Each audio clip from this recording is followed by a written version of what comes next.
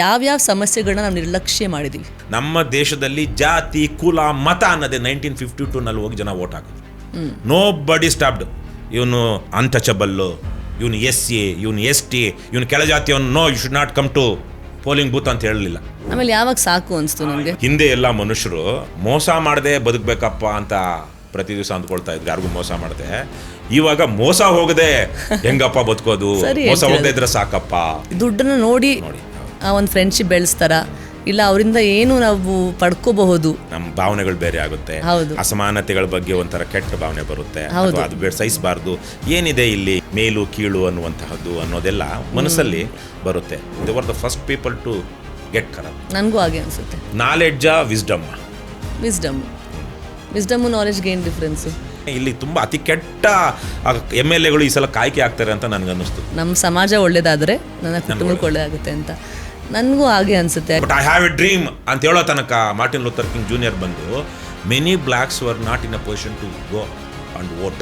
Inequality will destroy democracy. ನಾನು ಹೇಳ್ತಿರೋ ಎಷ್ಟೋ ವಿಚಾರಗಳು ನಮ್ಮ ನೋಡೋಂಥ ಈಗ ನಮ್ಮ ಸಮಸ್ಯೆ ಏನಂದರೆ ಇದನ್ನು ನೋಡೋಂಥ ಎಷ್ಟೋ ಜನಕ್ಕೆ ಇವೆಲ್ಲ ತಟ್ಟೋದಿಲ್ಲ. ಸರ್, ನೀವು ಹೇಳಿದ್ರಿ ಇವಾಗ ಜನರಿಗೆ ಇದು ಸ್ವಲ್ಪ ತುಂಬ ಹೆವಿ ಅನಿಸುತ್ತೆ ಈ ಟಾಪಿಕ್ಕು, ಬಟ್ ಈ ಥರ ವಿಷಯಗಳ ಬಗ್ಗೆ ಮಾತಾಡೋ ಅವಶ್ಯಕತೆ ಇದೆ. ಭ್ರಷ್ಟರೇ ಪವಿತ್ರ ರಾಜಕಾರಣವನ್ನು ಬಿಟ್ಟು ತೊಲಗಿ, ನಾಡ ಪ್ರೇಮಿಗಳೇ ಪ್ರಾಮಾಣಿಕ ರಾಜಕಾರಣಕ್ಕೆ ಮುಂದಾಗಿ. ನೋಟಾಗೆ 90% ಬಂದ್ರೂ 10% ಓಟಲ್ಲಿ ಜಾಸ್ತಿ ಯಾರಿಗೆ ಬಂದಿದ್ಯೋ ಅದರಲ್ಲಿ 5 ಓಟು ಒಬ್ಬನಿಗೆ ಬಂದು ಮಿಕ್ಕವ್ರಿಗೆ 2-3 ಬಂದಿದ್ರೆ 5 ಓಟ್ ಬಂದವನಿಗೆ ಗೆದ್ಬಿಡ್ತಾರೆ. ರಾಜಕೀಯ ಒಂದು ಪವಿತ್ರವಾದ ವ್ಯವಸ್ಥೆ. ಟೀಚರ್ಸ್ ಕಾನ್ಸ್ಟಿಟ್ಯೂನ್ಸಿಲಿ ತನ್ನ ಓಟನ್ನ ಮಾರ್ಕೊಳ್ಳುವಂತ ಇವ್ರು ನಿಜಕ್ಕೂ ಮನುಷ್ಯರ, ವಿದ್ಯಾವಂತ ಮನುಷ್ಯರ. ಬಟ್ ಸಮಸ್ಯೆ ಏನು ಗೊತ್ತಾ ಸರ್, ನೀವು ಲಂಚ ಜನ ಕೊಡ್ತಾರೆ ಅಂತ ನೀವು ಹೇಳಿದ್ರಲ್ಲ, ಅದು ಕೊಡದೆ ಹೋದ್ರೆ ಅವ್ರನ್ನ ಎಷ್ಟು ಅಲಿಸ್ತಾರೆ, ಎಷ್ಟು ಸುತ್ತಾಡಿಸ್ತಾರೆ, ಎಷ್ಟು ಕಷ್ಟ ಕೊಡ್ತಾರೆ ಅಂತ ಅಂದರೆ ಅವಾಗ ಏನು ಮಾಡ್ಬೇಕು ಅವರು? ಕರ್ನಾಟಕ, ಕನ್ನಡ ಅಸ್ಮಿತೆ, ಪ್ರಾದೇಶಿಕ ಚಿಂತನೆ, ಒಂದು ರಾಷ್ಟ್ರ, ಒಂದು ಭಾರತ ಅನ್ನುವಂಥದ್ದು ಒಕ್ಕೂಟ ರಾಷ್ಟ್ರ. ಇವತ್ತು ಸರ್ ಎಷ್ಟೊಂದು ಹೆಸರುಗಳು ತೊಗೊಂಡಿದ್ದೀರಾ ನೀವು, ಬಟ್ ಇವತ್ತು ಹುಡುಕಾಡಿದ್ರೆ ಯಾರನ್ನ ನಾವು ಆದರ್ಶ ಮಾಡ್ಕೊಳ್ಳೋದು? ರವಿಗಿಲ್ಲದ ಭಯ, ಶಶಿಗಿಲ್ಲದ ಭಯ, ತಾರಾ ನಿವಾಹಕ್ಕೆ ಇರದ ಭಯ, ನಿನಗೇತಕ್ಕೆ ಬಿಡು ಅಣು ಶ್ರದ್ಧೆ ನಿಡು.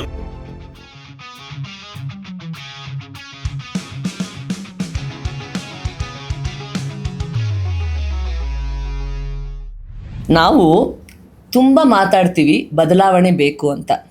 ತುಂಬ ಸಮಸ್ಯೆಗಳಿದೆ ಇವತ್ತು ನಮ್ಮ ಸಮಾಜದಲ್ಲಿ, ನಮ್ಮ ವ್ಯವಸ್ಥೆಯಲ್ಲಿ, ನಮ್ಮ ಸರ್ಕಾರದಲ್ಲಿ, ಆಡಳಿತದಲ್ಲಿ ಮತ್ತು ಎಲ್ಲ ಕಡೆನೂ.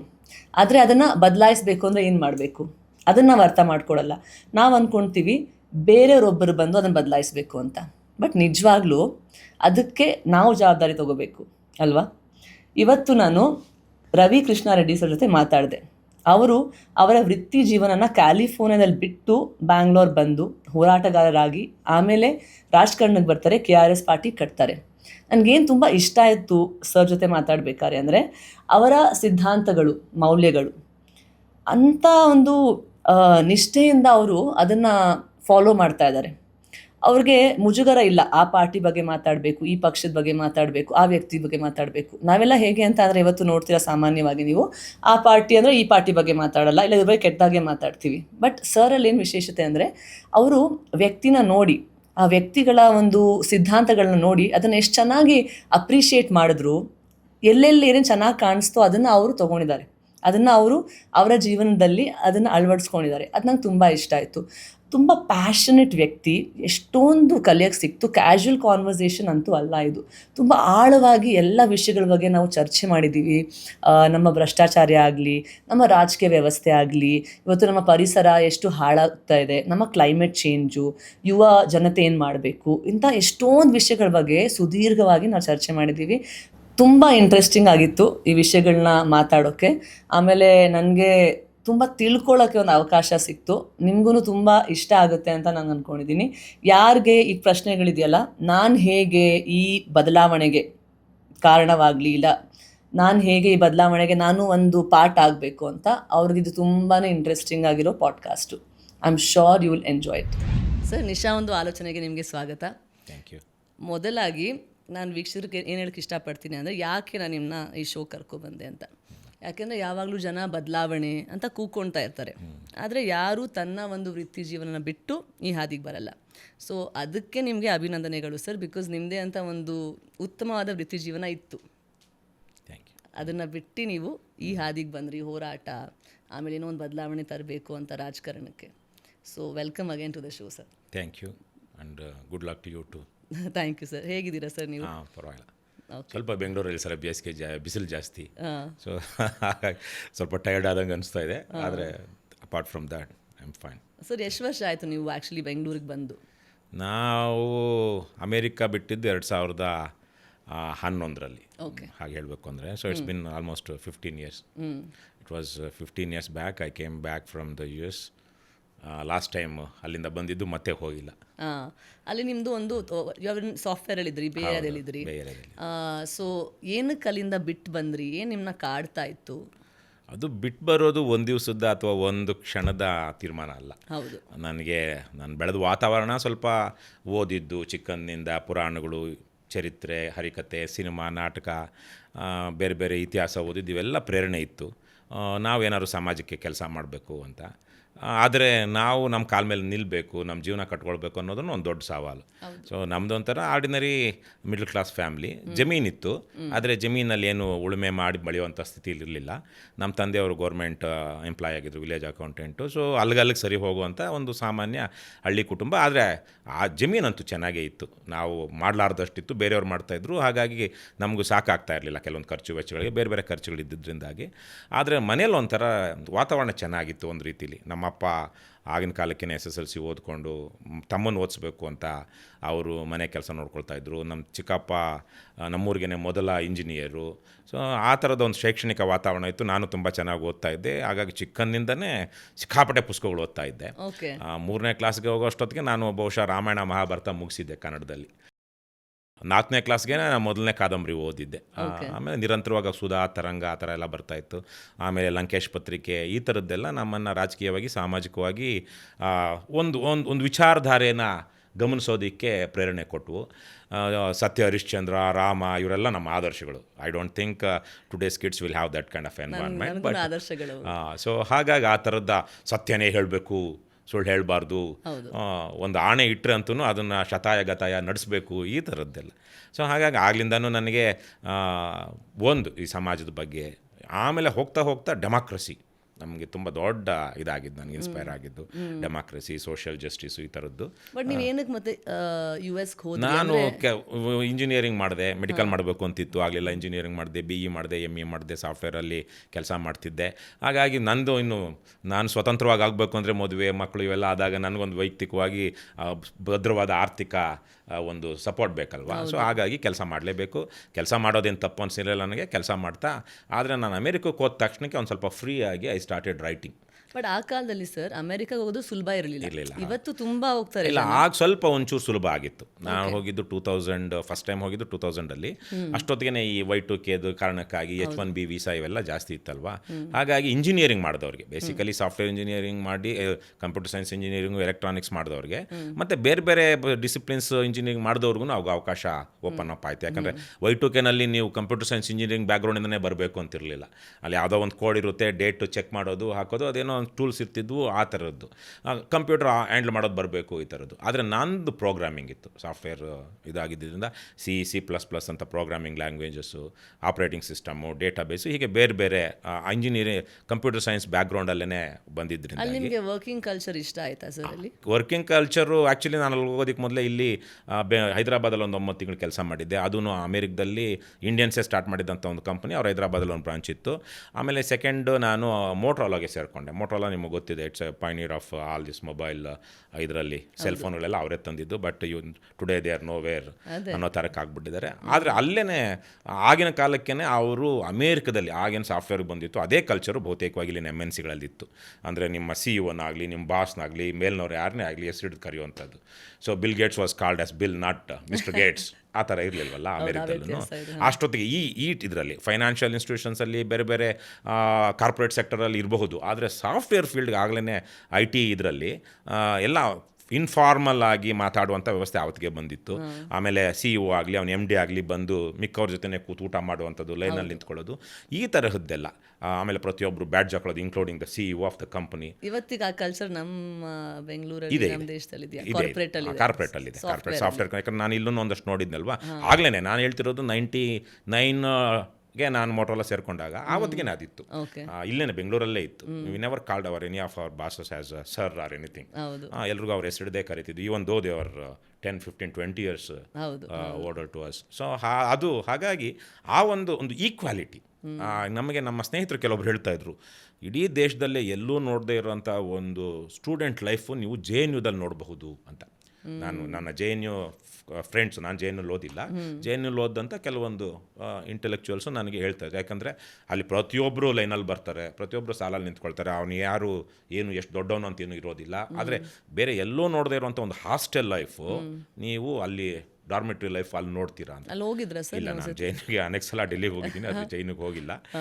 ಯಾಕೆ ಹೋಗಬೇಕು ಅಂತ ನನಗೆ ಹೋಗಲೇಬೇಕು ಅಂತ ತುಡಿತಾ ಆಗಿಲ್ಲ. ಅರೆ ಇವತ್ತಿಗೆ ಆ ಥರ ಇದೆಯಾ ವಾತಾವರಣ? ಇದೆ, ಬಹುಶಃ ಇದೆ, ಬಹುತೇಕವಾಗಿದೆ ಅಂತಾನೆ. ಯಾಕಂದರೆ ಅದೇನು ಒಂದು ಯಾವುದೋ ಒಂದು ಇದಿರುತ್ತಲ್ಲ, ಅದು ಕಲ್ಚರು ರಾತ್ರೋರಾತ್ರಿ ಬದಲಾವಣೆ ಮಾಡೋಕ್ಕಾಗೋದಿಲ್ಲ. People are trying, they are trying their best to change the culture of JNU or even how we think. ನಿಮಗೆ ಗೊತ್ತಿದೆ ನಾನು ಏನು ಹೇಳ್ತಾ ಇದ್ದೀನಿ ಅಂತ. How we think, how we talk, how we respond, ಇದನ್ನೆಲ್ಲನೂ ಕಂಟ್ರೋಲ್ ಮಾಡಬೇಕು ಅಂತ.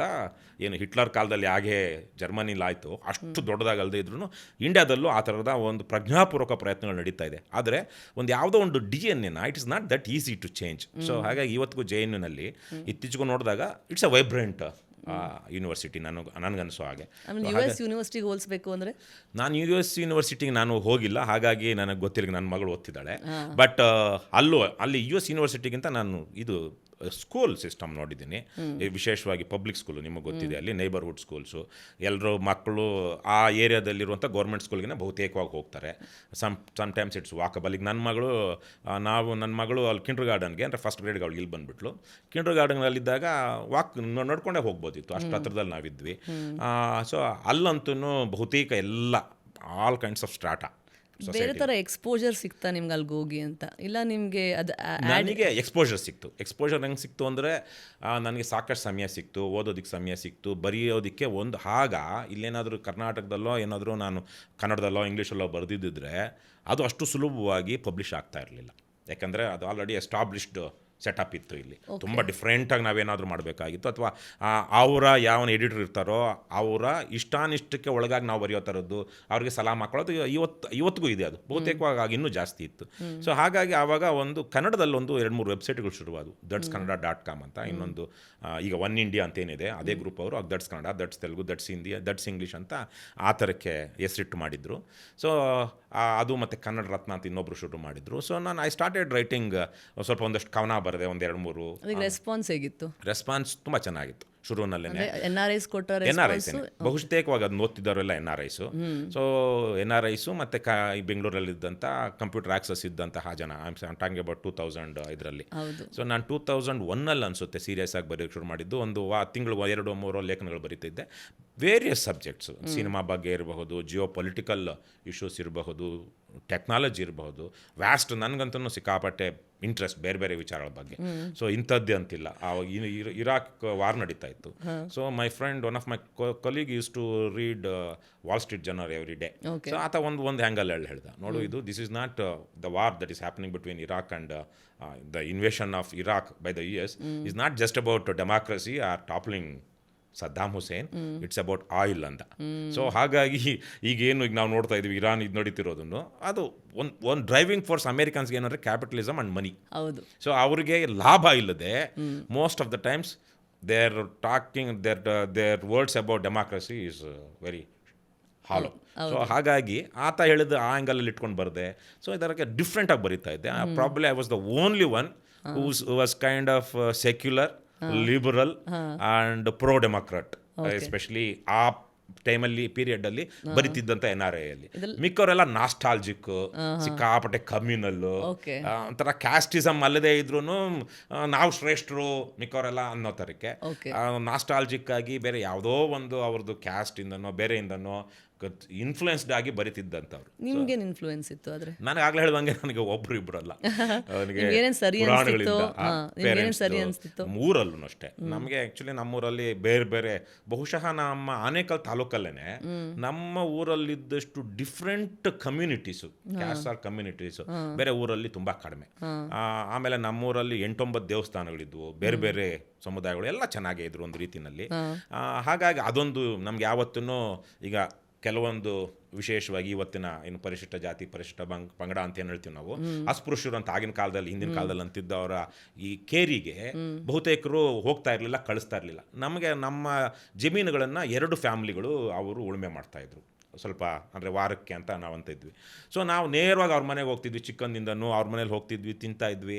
ಸೊ ಬಹಳ ಇಡೀ ಬಹುಶಃ ನಮ್ಮೂರಲ್ಲಿ ಆ ಥರಕ್ಕೆ ಅವರ ಮನೆಗಳ ಒಳಗಡೆ ಹೋಗಿ ಮಾತಾಡಿಕೊಂಡು ಅವ್ರು ಕೊಟ್ಟಿದ್ದನ್ನು ತಿಂದ್ಕೊಂಡು ಬರ್ತಾ ಇದ್ದಂತಹ ಏನು ಅಸ್ಪೃಶ್ಯರಲ್ಲದ ಸ್ಪೃಶ್ಯ ಸಮುದಾಯ ಅಂತ ನಾವೇನು ಹೇಳ್ತೀವಿ ನಮ್ಮ ಇಂದಿನ ಇದರಲ್ಲಿ, ಅದರಲ್ಲಿ ಬಹುಶಃ ನಾನು ಒಬ್ಬನೇ ಮೊದಲಿಗೆ ನಾನು ಅನಿಸುತ್ತೆ. ಅದೆಷ್ಟು ಮುಖ್ಯ ಅಲ್ವಾ ಸರ್? ಅದು ನಮ್ಗೆ ಅಲ್ಲಿಂದನೇ ನಮ್ಗೆ ಯಾವತ್ತೂ ನಮ್ಗೆ ಆ ಥರ ಫೀಲಿಂಗ್ ನನಗಂತೂ ವೈಯಕ್ತಿಕವಾಗಿ ಬರಲಿಲ್ಲ.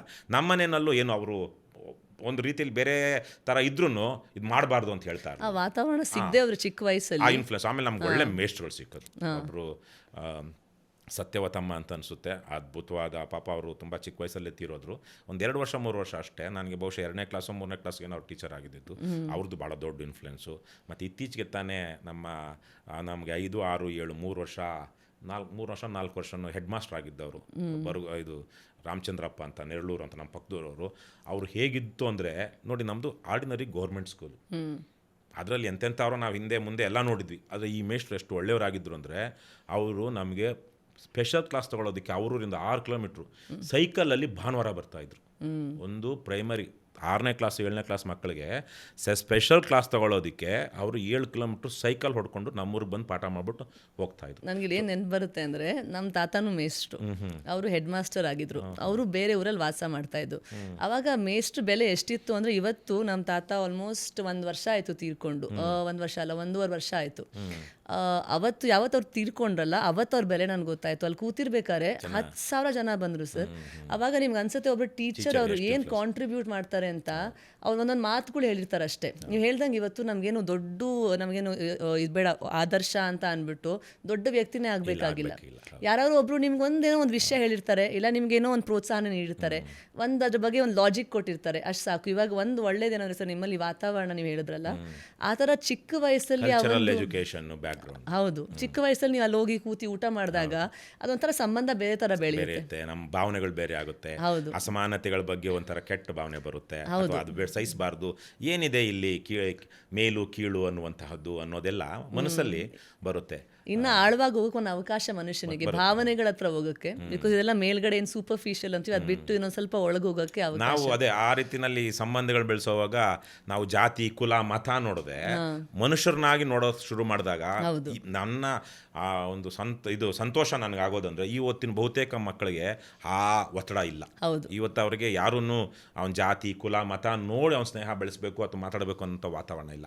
ಬಟ್ ನಮ್ಮ ಕಾಲದಲ್ಲಿ ಅದು ಇತ್ತು. ನಾನು ಹೇಳ್ತಿರೋದು 45 ವರ್ಷಗಳ ಹಿಂದೆ. ಅಲ್ಲಾದ್ರೆ ಇವತ್ತು ಜನ ಅದು ಬೇರೆ ರೀತಿ ದುಡ್ಡನ್ನು ನೋಡಿ ಒಂದು ಫ್ರೆಂಡ್ಶಿಪ್ ಬೆಳೆಸ್ತಾರ, ಇಲ್ಲ ಅವರಿಂದ ಏನು ನಾವು ಪಡ್ಕೋಬಹುದು, ಸಿಗಬಹುದು. ಇವತ್ತು ಆ್ಯಕ್ಚುಲಿ ಇಂಟ್ರೆಸ್ಟಿಂಗ್ ಆಗಿ ಇವತ್ತು ಬೆಳಗ್ಗೆ ನಾನು ಇವತ್ತು ಬೆಳಗ್ಗೆನೂ ಮತ್ತು ನಿನ್ನೆ ರಾತ್ರಿನೂ ನನ್ನ ಶ್ರೀಮತಿ ಜೊತೆ ಮಾತಾಡ್ತಾ ಇದ್ದೆ. ಇವತ್ತು ಬೆಳಗ್ಗೆ ಒಂದು ನೋಡಿದೆ, ಕೋಇನ್ಸಿಡೆಂಟಲ್ ಇರ್ಬೋದು ಅದು. ಒಂದು ಫೇಸ್ಬುಕ್ ಪೋಸ್ಟಲ್ಲಿ ಏನಿತ್ತು ಅಂದರೆ, ಹಿಂದೆ ಎಲ್ಲ ಜನ ಮೋಸ ಮಾಡದೆ ಬದುಕಬೇಕಪ್ಪ ಅಂತ ಪ್ರತಿ ದಿವಸ ಅಂದ್ಕೊಳ್ತಾ ಇದ್ರು, ಯಾರಿಗೂ ಮೋಸ ಮಾಡದೆ. ಇವಾಗ ಮೋಸ ಹೋಗದೆ ಹೆಂಗಪ್ಪ ಬದುಕೋದು, ಮೋಸ ಹೋಗದೆ ಇದ್ರೆ ಸಾಕಪ್ಪ ಅನ್ನೋ ಥರಕ್ಕೆ ಯೋಚನೆ ಬರ್ತಾ ಇದೆ ಅಂತ.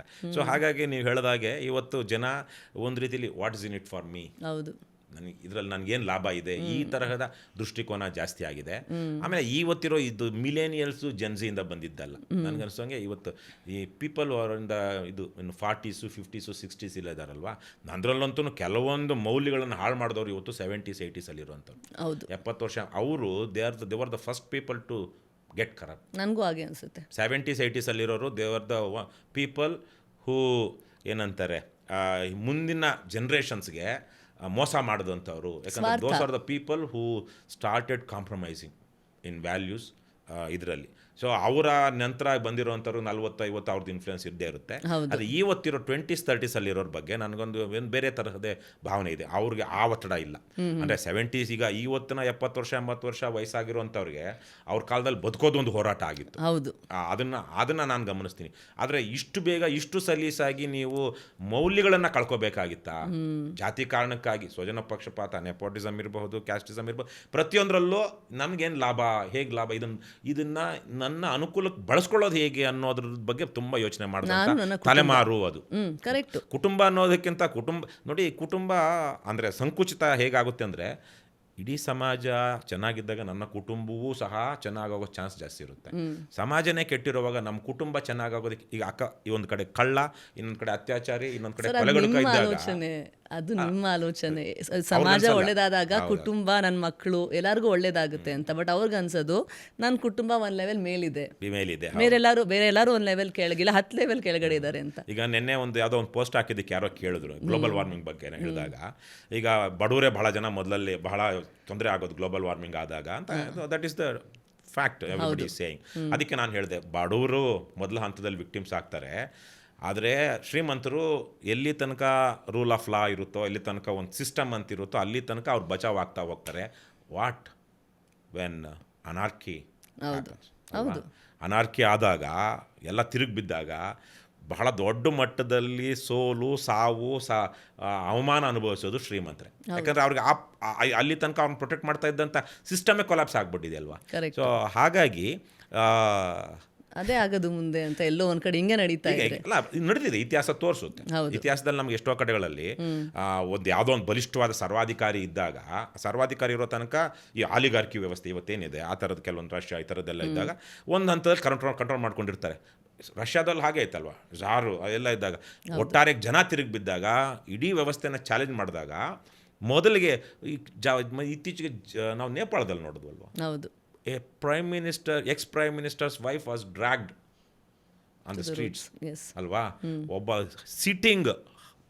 Sitting finance minister was chased away, literally.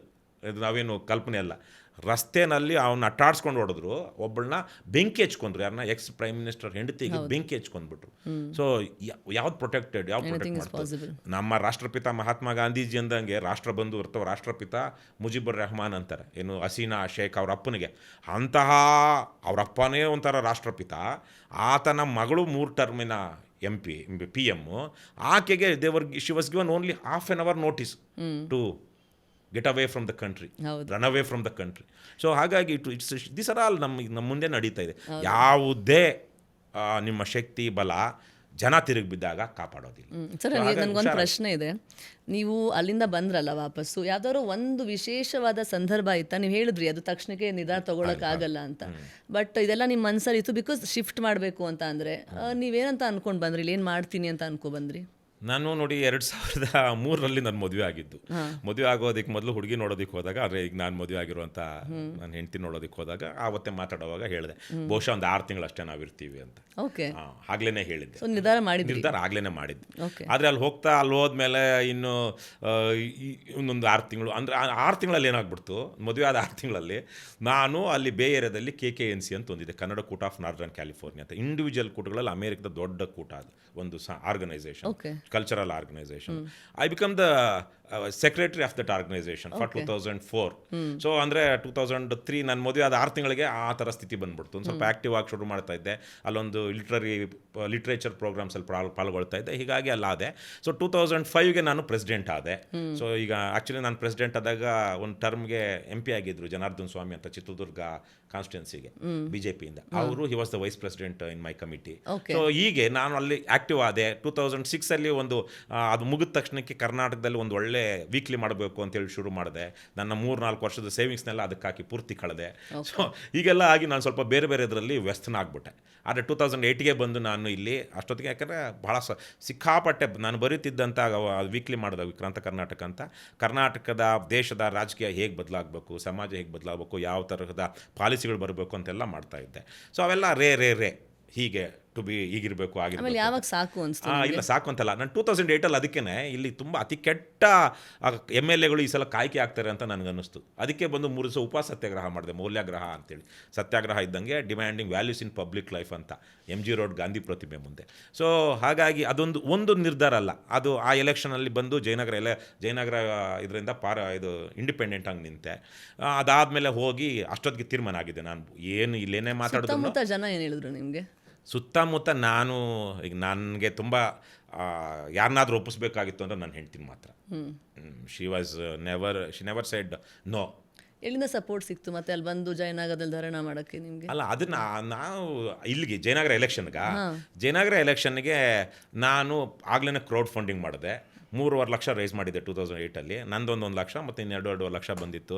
ನನ್ನ ಫ್ರೆಂಡ್ಸ್ ಒಂದಷ್ಟು ಜನ, ನನ್ನ ಕ್ಲಾಸ್ಮೇಟ್ಸು, 1-2-3 ಜನ ರಿಲೇಟಿವ್ಸು ಈ ಥರ ಎಲ್ಲ ಬಂದು ಸಪೋರ್ಟ್ ಮಾಡಿದ್ರು. ಇಲ್ಲೇ ಒಂದು ಟ್ರೂಪ್, ಇನ್ನು ಬೀದಿ ನಾಟಕದ ಒಂದು ಟ್ರೂಪ್ ತಗೊಂಡು ಒಂದು 15 ದಿವಸ ಪ್ರಚಾರ ಮಾಡಿದ್ವಿ. ಒಳ್ಳೆ ಪೇಪರ್ಗಳಲ್ಲೆಲ್ಲ ಒಳ್ಳೆ ಕವರೇಜ್ ಸಿಕ್ತು, ಚೆನ್ನಾಗಿ ಸಿಕ್ತು. ಅಂದರೆ ಓಟು 240 250 ಬಂತು ಅಷ್ಟೇ, ದಟ್ ಮೆನಿ ವೋಟ್ಸ್. ನಾನು ಅಲ್ಲಿ ವೋಟರು ಆಗಿರಲಿಲ್ಲ, ನಮ್ಮದು ಆನೇಕಲ್ ತಾಲೂಕು ಇದ್ದಿದ್ದರಿಂದಾಗಿ. ಸೊ ಹಾಗಾಗಿ ಅಷ್ಟೊತ್ತಿಗೆ ಇಲ್ಲಿ ಇವಾಗ ಒಂದೊಂದು ಸಲ ಬಂದ್ ಮಾಡೋದಕ್ಕಿಂತ ಅಥವಾ ಹೀಗೆ ಮಾಡಬೇಕು ಅಂತ ಹೇಳೋದಕ್ಕಿಂತ ನಾನೇ ಬಂದ್ ಮಾಡಬೇಕು ಅಂತಿತ್ತು. ಆದರೆ ಪಾಲಿಟಿಕ್ಸೇ ಮಾಡಬೇಕು, ರಾಜಕಾರಣನೇ ಮಾಡಬೇಕು ಅಂತಿರಲಿಲ್ಲ.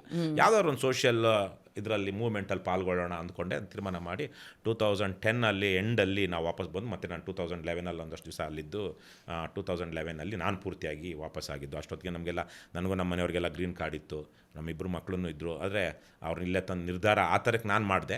ನಮ್ಮ ಮನೆಯವ್ರು, ನಮ್ಮ ಅಪ್ಪ ಅಮ್ಮ ಎಲ್ಲ ಯಾಕೆ ಮಾಡ್ತೀಯ ಇದೆಲ್ಲ ಅನ್ನೋ ಥರ, ಅಂದರೆ ಅವರು ಗಟ್ಟಿಯಾಗಿ ಯಾವತ್ತೂ ಹೇಳಿರಲಿಲ್ಲ, ಇನ್ನು ಹೇಳಿದ್ರು ಕೇಳೋದಿಲ್ಲ ಅನ್ನೋ ಥರಕ್ಕೆ.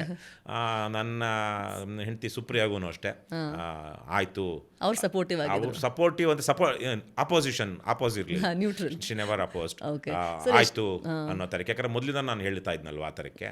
ಆಮೇಲೆ ನಾವು ಬರೀ ಹೇಳೋದೇನು, ನಾವು ಮಾಡಬೇಕು, ಉಪದೇಶ ಅಲ್ಲ ಇದು. ಇದೇನಾದ್ರು ಬದಲಾವಣೆ ಆಗ್ಬೇಕಾದ್ರೆ ನಾವು ತೊಡ್ಕೊಳ್ಬೇಕು ಅನ್ನೋ ಕಾರಣಕ್ಕೆ. ಈಗ ಇನ್ನಷ್ಟು ಜನ NRIಸು ತುಂಬ ದೇಶ ಅಭಿಮಾನ ಇರುತ್ತೆ, ಆಚೆ ಕಡೆ ಇರ್ತಾರೆ, ಕೆಲಸ ಮಾಡ್ತಿರ್ತಾರೆ, ಆದರೆ ಅವ್ರಿಗೂ ಇಲ್ಲೇನೋ ಮಾಡಬೇಕು ಅಂತ ಆಲೋಚನೆಗಳಿರುತ್ತೆ, ಬಟ್ ಏನು ಕೊಡುಗೆ ಇರಲ್ಲ ನಮ್ಮ ಸಮಾಜದಲ್ಲಿ, ಯಾಕೆಂದ್ರೆ ದೂರ ಇರ್ತಾರೆ. ಅಂಥವ್ರು ನೀನೇನು ಹೇಳ್ತೀರಾ ಸರ್? 2-3 ಥರಕ್ಕೆ ಅವರು ಕೊಡುಗೆ ಕೊಡಬಹುದು. ಒಂದು ಏನು ಅವ್ರ ತಂದೆ ತಾಯಿನ ಸರಿಯಾಗಿ ನೋಡ್ಕೊಳ್ಳೋದು, ಅಥವಾ ಇಲ್ಲಿ ಯಾವ್ದಾದ್ರು ಬಂದು ಅವ್ರು ಓದಿರೋ ಸ್ಕೂಲ್ಗೋ ಕಾಲೇಜ್ಗೋ ಒಂದಷ್ಟು ಡೊನೇಷನ್ ಕೊಡೋದು, ಈ ಥರಕ್ಕೆ ಭಾಳ ಜನ ಮಾಡ್ತಾರೆ. This is the easiest thing they can do. ಎರಡನೇದಾಗಿ ಅವರು ಎಲ್ಲಿರ್ತಾರೋ ಅಲ್ಲಿ ಆ ದೇಶದ ಇದನ್ನು ಗೌರವಿಸಿ, ನಮ್ಮ ದೇಶದ ಸಮಸ್ಯೆಗಳ ಬಗ್ಗೆ ತುಂಬ ಉಪದೇಶ ಕೊಡದೆ ಅವರು ಮರ್ಯಾದೆಯಿಂದ ಎಲ್ಲಿ ಬದುಕ್ತಾರೋ ಅಲ್ಲಿ ಬದುಕಿದ್ರೂ ಅದು ಒಂಥರ ಮನುಷ್ಯನಾಗಿ ಹುಟ್ಟಿದ್ದಕ್ಕೆ ತಪ್ಪೇನೂ ಆಗಲ್ಲ. ಆದರೆ ಮಿಕ್ಕವ್ರು ಬಹಳ ಜನ ಇಲ್ಲಿ, ಈಗ ನಾವೇನೇ ಕೆಲವೊಂದು ಜನ ನೋಡ್ತೀವಲ್ವ, ಅವರೆಲ್ಲ ಇಲ್ಲಿ ದೇಶ ಅಂತಾರೆ, ರಸ್ತೆಗಿಳಿರಪ್ಪ ಅಂತಾರೆ, ಅವ್ರ ಮಕ್ಕಳು ಅಮೇರಿಕದಲ್ಲಿ. ಈಗ ನನ್ನ ಬಗ್ಗೆನೂ ಬೇಕಾದ್ರೆ ಆ ಪ್ರಶ್ನೆ ಬರ್ಬೋದು, ಆದರೆ ನಂದು ಬೇರೆನೇ ಒಂದು ಇದಾಗಿರೋದ್ರಿಂದ ನಾನು ಬರೋದಿಲ್ಲ. ಆದರೆ ಭಾಳಷ್ಟು ಜನ ಆ ಥರಕ್ಕೆ ಅವ್ರ ಮಕ್ಕಳೆಲ್ಲ ಅಮೇರಿಕದಲ್ಲಿ ಸೆಟ್ಲ್ ಮಾಡ್ತಾರೆ, ಇಲ್ಲಿ ಮಾತ್ರ ಬೇರೆಯವರೆಲ್ಲ ಬಂದು ದಾರಿಲಿ ಬೀದಿಗಿಳಿದು ಕೊಲ್ಲಬೇಕು, ಸಾಯಿಸಬೇಕು ಅಥವಾ ಇನ್ನೊಂದೇನೋ ಮಾಡಬೇಕು ಅನ್ನೋ ಥರಕ್ಕೆ ಮಾತಾಡ್ತಾರೆ. ಹಾಗಾಗಿ NRIಗಳಿಗೆ ಏನಾದರೂ ಅವ್ರು ಮಾಡಬೇಕು ಅನ್ನೋ ಆಗಿದ್ರೆ ನಿಜಕ್ಕೂ, ಅಥವಾ ನಮ್ಮ ಥರನೇ ಏನಾದ್ರು ಮಾಡಬೇಕು ಅನ್ನೋ ಆಗಿದ್ರೆ ಲೈಫ್ನ ತುಂಬ ಸಿಂಪಲ್ ಮಾಡ್ಕೊಳ್ಳಿ. ತುಂಬ ಇನ್ನು ನನಗೆ ಅಷ್ಟು ದುಡ್ಡು ಬೇಕು, ಇಷ್ಟು ದುಡ್ಡು ಬೇಕು ಅಂತ ಇಟ್ಕೊಬೇಡಿ. ನಿಮ್ದು ಯಾವುದೇ ದುಡ್ಡಿದ್ರು ನೀವು ಆ ಗೋಲ್ ರೀಚ್ ಆಗೋಷ್ಟೊತ್ತಿಗೆ ಇನ್ನೊಂದು ದೊಡ್ಡ ಗೋಲ್, ದುಡ್ಡಿನ ಗೋಲೇ ಬರುತ್ತೆ. ಸೊ ನಿಮಗೆ, ನಿಮ್ಮ ಕುಟುಂಬಕ್ಕೆ, ಈಗ ನಾನು ತೀರ್ಮಾನ ಮಾಡಿದಾಗ ನನಗೆ ಏನೇ ಇರಲಿ, ಎಷ್ಟದೇ ಸಮಸ್ಯೆ ಬರಲಿ, ನಮಗೆ ಊಟ ಬಟ್ಟೆ ವಸತಿಗೆ ಸಮಸ್ಯೆ ಆಗಲ್ಲ ಅನ್ನೋದು ಧೈರ್ಯ ನನಗಿತ್ತು. ಯಾಕಂದ್ರೆ ನಾನು ದುಡ್ದಿದ್ದು ಒಂದಷ್ಟು, ನಮ್ಮ ಇಬ್ಬರದು ಸೇವಿಂಗ್ಸ್ ಒಂದಷ್ಟು, ನಮ್ಮ ಕುಟುಂಬದ ಕಡೆ ಇದ್ದಂತಹ ಆಸ್ತಿ, ಇವೆಲ್ಲ ನೋಡಿ ನನಗಿನ್ನೂ ಬೇರೆ ಥರಕ್ಕೆ ಬದುಕಬೇಕು ಅಂದರೆ ದುಡ್ಡು ಬೇಕು. ಆದರೆ ಒಂದು ಗೌರವಿತವಾಗಿ ಬದುಕೋದಕ್ಕೆ ಎಷ್ಟು ಬೇಕೋ ಅಷ್ಟಿದೆ. ನಾನೀಗ ರಿಸ್ಕ್ ತೊಗೊಳ್ಬೋದು ಅಂತ ಅನಿಸಿ, ಅಂದರೆ ಇಲ್ಲಿಗೆ ಬಂದ ಮೇಲೆ ನಾನು ವರ್ಕ್ ಫ್ರಮ್ ಹೋಮ್ ಮಾಡ್ತಾಯಿದ್ದೆ.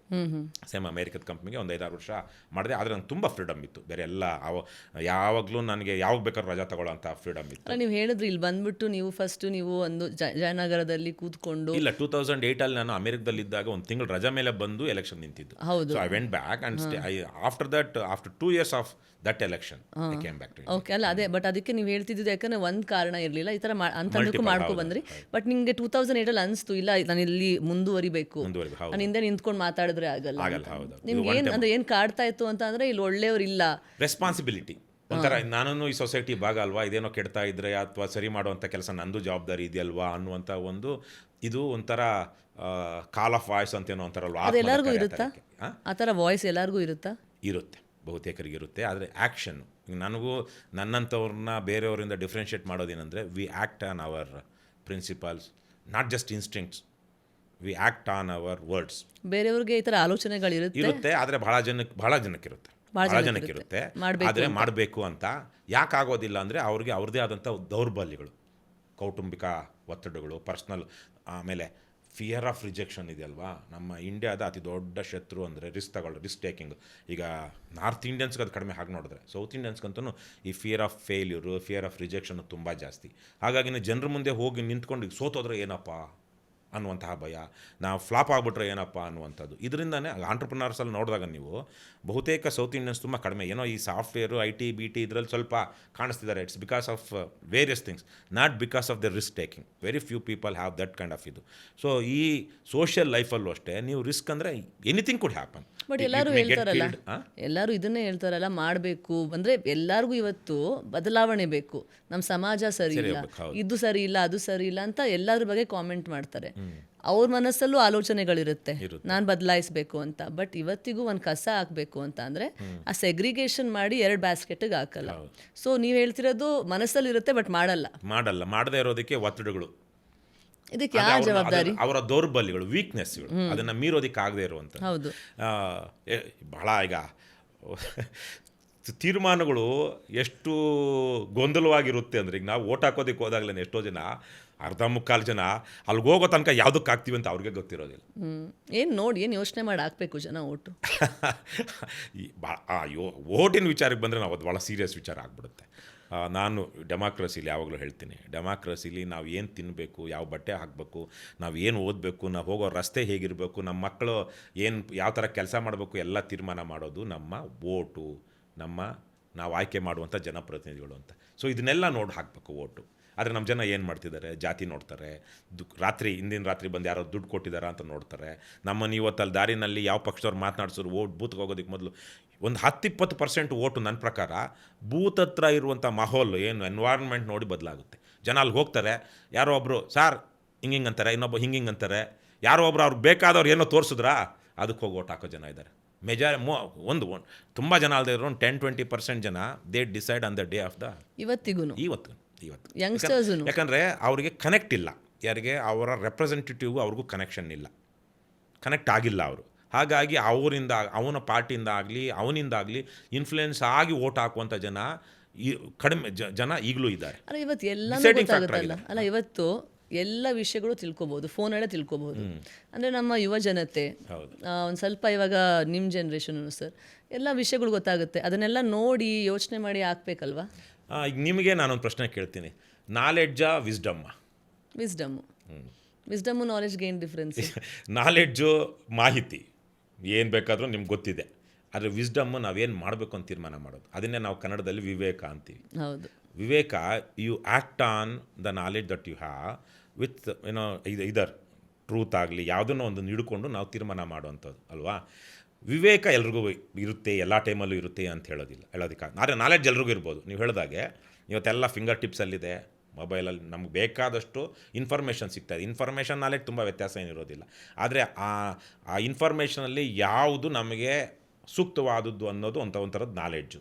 ಆದರೆ ಅದರಲ್ಲಿ ನಾವು ಯಾವ ತೀರ್ಮಾನವನ್ನು ತಗೊಳ್ಬೇಕು ಅನ್ನೋದು ನಮ್ಮ ಇನ್ಸ್ಟಿಂಕ್ಟ್ಸ್ ಆಗಲಿ, ನಮ್ಮ ಹಿನ್ನೆಲೆ ಆಗಲಿ, ಅಥವಾ ನಾವು ನಮ್ಮ ವೈಚಾರಿಕ ಬದ್ಧತೆ ಆಗಲಿ, ಇವು ತೀರ್ಮಾನ ಮಾಡುತ್ತೆ. ಈಗ ಆ ವಿವೇಕದ ಕೊರತೆ ಇದೆ ಇವತ್ತು. ಆದರೆ ನಮಗಲ್ಲಿನ ಸಮಸ್ಯೆ ಏನು ಅಂದರೆ, ನಾವು were only 70+ years of democracy ನಮ್ಮ ದೇಶದ್ದು. ಹಾಗಾಗಿ ಹಿಂದಿನವರಿಗೆ ನಾವು ರಾಜಕೀಯವಾಗಿ ಏನೋ ತೀರ್ಮಾನ ತಗೊಳ್ಬೇಕು, ನಮ್ಮ ಮೇಲೆ ದೇಶ ನಡೆಯುತ್ತೆ ಅನ್ನೋ ಸಮಸ್ಯೆ ಇರಲಿಲ್ಲ, ಅಥವಾ ಇದೇ ಇರಲಿಲ್ಲ, ಯೋಚನೆ ಆಗಲಿ ಅಥವಾ ಸಿಚುವೇಶನ್ನೇ ಇರಲಿಲ್ವಲ್ಲ. ಆದರೆ ಇವತ್ತಿಗೆ ನಾವು ಆ ವಿವೇಕವನ್ನು ಜಾಸ್ತಿ ಇಟ್ಕೊಂಡ್ರೆ ಮಾತ್ರ ನಮ್ಮ ದೇಶ ಒಂದು ಒಳ್ಳೆಯ ಪ್ರಬುದ್ಧ ಡೆಮಾಕ್ರಸಿ ಆಗುತ್ತೆ. ಈಗ ಯುರೋಪಿಯನ್, ವಿಶೇಷವಾಗಿ ಸ್ಕ್ಯಾಂಡಿನೇವಿಯನ್ ಕಂಟ್ರೀಸಲ್ಲಿ most of the European countries ಆಗಿ ನೋಡಿದ್ರೆ ಒಂದಷ್ಟು ವಿವೇಕ ಬೇರೆ ಕಡೆಯವ್ರಿಗಿಂತ ಜಾಸ್ತಿ ಇದೆ. ಆದರೆ ಅವ್ರಿಗಿಂತ ಕಡಿಮೆ ಅಮೇರಿಕಾದಲ್ಲಿ US-ಗಿಂತ ಕಡಿಮೆ ಇನ್ನು ಥರ್ಡ್ ವರ್ಲ್ಡ್ ಕಂಟ್ರೀಸಲ್ಲಿ ನಮ್ಮ ದೇಶದಲ್ಲೂ ವಿವೇಕ ಕಡಿಮೆ ಇದೆ. ವಿವೇಕ ಮತ್ತು ಎಲ್ಲ ಒಂದು ಕಡೆ ಬೂಟಾಟಿಕೆ ಜಾಸ್ತಿನಾ, ಹಿಪಾಕ್ರಸಿ, ಬೂಟಾಟಿಕೆ ಎಷ್ಟೊಂದು ಬರೀತಾರೆ ಇದ್ರ ಬಗ್ಗೆ. ನಮ್ಮ ದೇಶ ಹಾಳಾಗ್ತಾ ಇದೆ, ಯಾರೋ ಬೇರೆಯವರು ಬೇರೆ ಕಡೆಯಿಂದ ಬಂದು ಅದನ್ನು ಬಚಾವ್ ಮಾಡಬೇಕು, ಆದರೆ ನಾವು ಅದಕ್ಕೆ 1% ಅಷ್ಟು ನಾವು ಅದಕ್ಕೇನು ಕೊಡುಗೆ ಕೊಡೋದು. ಇದು ನೀವು ಒಂದು ಒಳ್ಳೆ ಪ್ರಶ್ನೆ ಕೇಳಿದ್ರಿ. ನಮಗೆ ಈ ನಮ್ಮ ದೇಶದ ಬಹುಸಂಖ್ಯಾತ ಜನರಿಗೆ ಯಾವತ್ತೂ ಈ ಥರದ ತೀರ್ಮಾನಗಳು ತೆಗೆದುಕೊಳ್ಳುವಂತಹ ಅವಕಾಶನೇ ಸಿಕ್ಕಿರಲಿಲ್ಲ.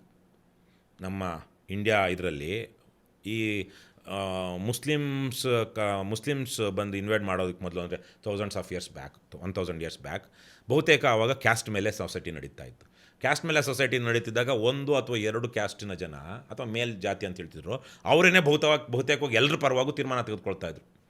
ಮಿಕ್ಕ ಕೆಲವ್ರಿಗೆ ಅವ್ರು ಹೇಳ್ದಂಗೆ ಇವ್ರು ಮಾಡಬೇಕು, ಜೀತ ಮಾಡಬೇಕು ಅನ್ನೋದಿತ್ತೆ ಹೊರತು ಮಿಕ್ಕ ಅದು ಮತೀಯ ವಿಚಾರ ಇರ್ಬೋದು ಅಥವಾ ನಾನು ಧಾರ್ಮಿಕ ಅನ್ನೋದಿಲ್ಲ, ಇವೆಲ್ಲ ಮತೀಯ ಅಂತ ಹೇಳ್ತೀನಿ ನಾನು. ಇಟ್ಸ್ ನಾಟ್ ರಿಲಿಜನ್ ಅನ್ನೋದು ಬೇರೆ ಪದ ಆಗುತ್ತೆ. ಅದೇ ಧರ್ಮ ಅಂತ ಬಂದಾಗ ಅದೊಂದು ಸತ್ಯ ನ್ಯಾಯ ನೀತಿ ಇರುವಂಥದ್ದು ಧರ್ಮ ಅಂತ.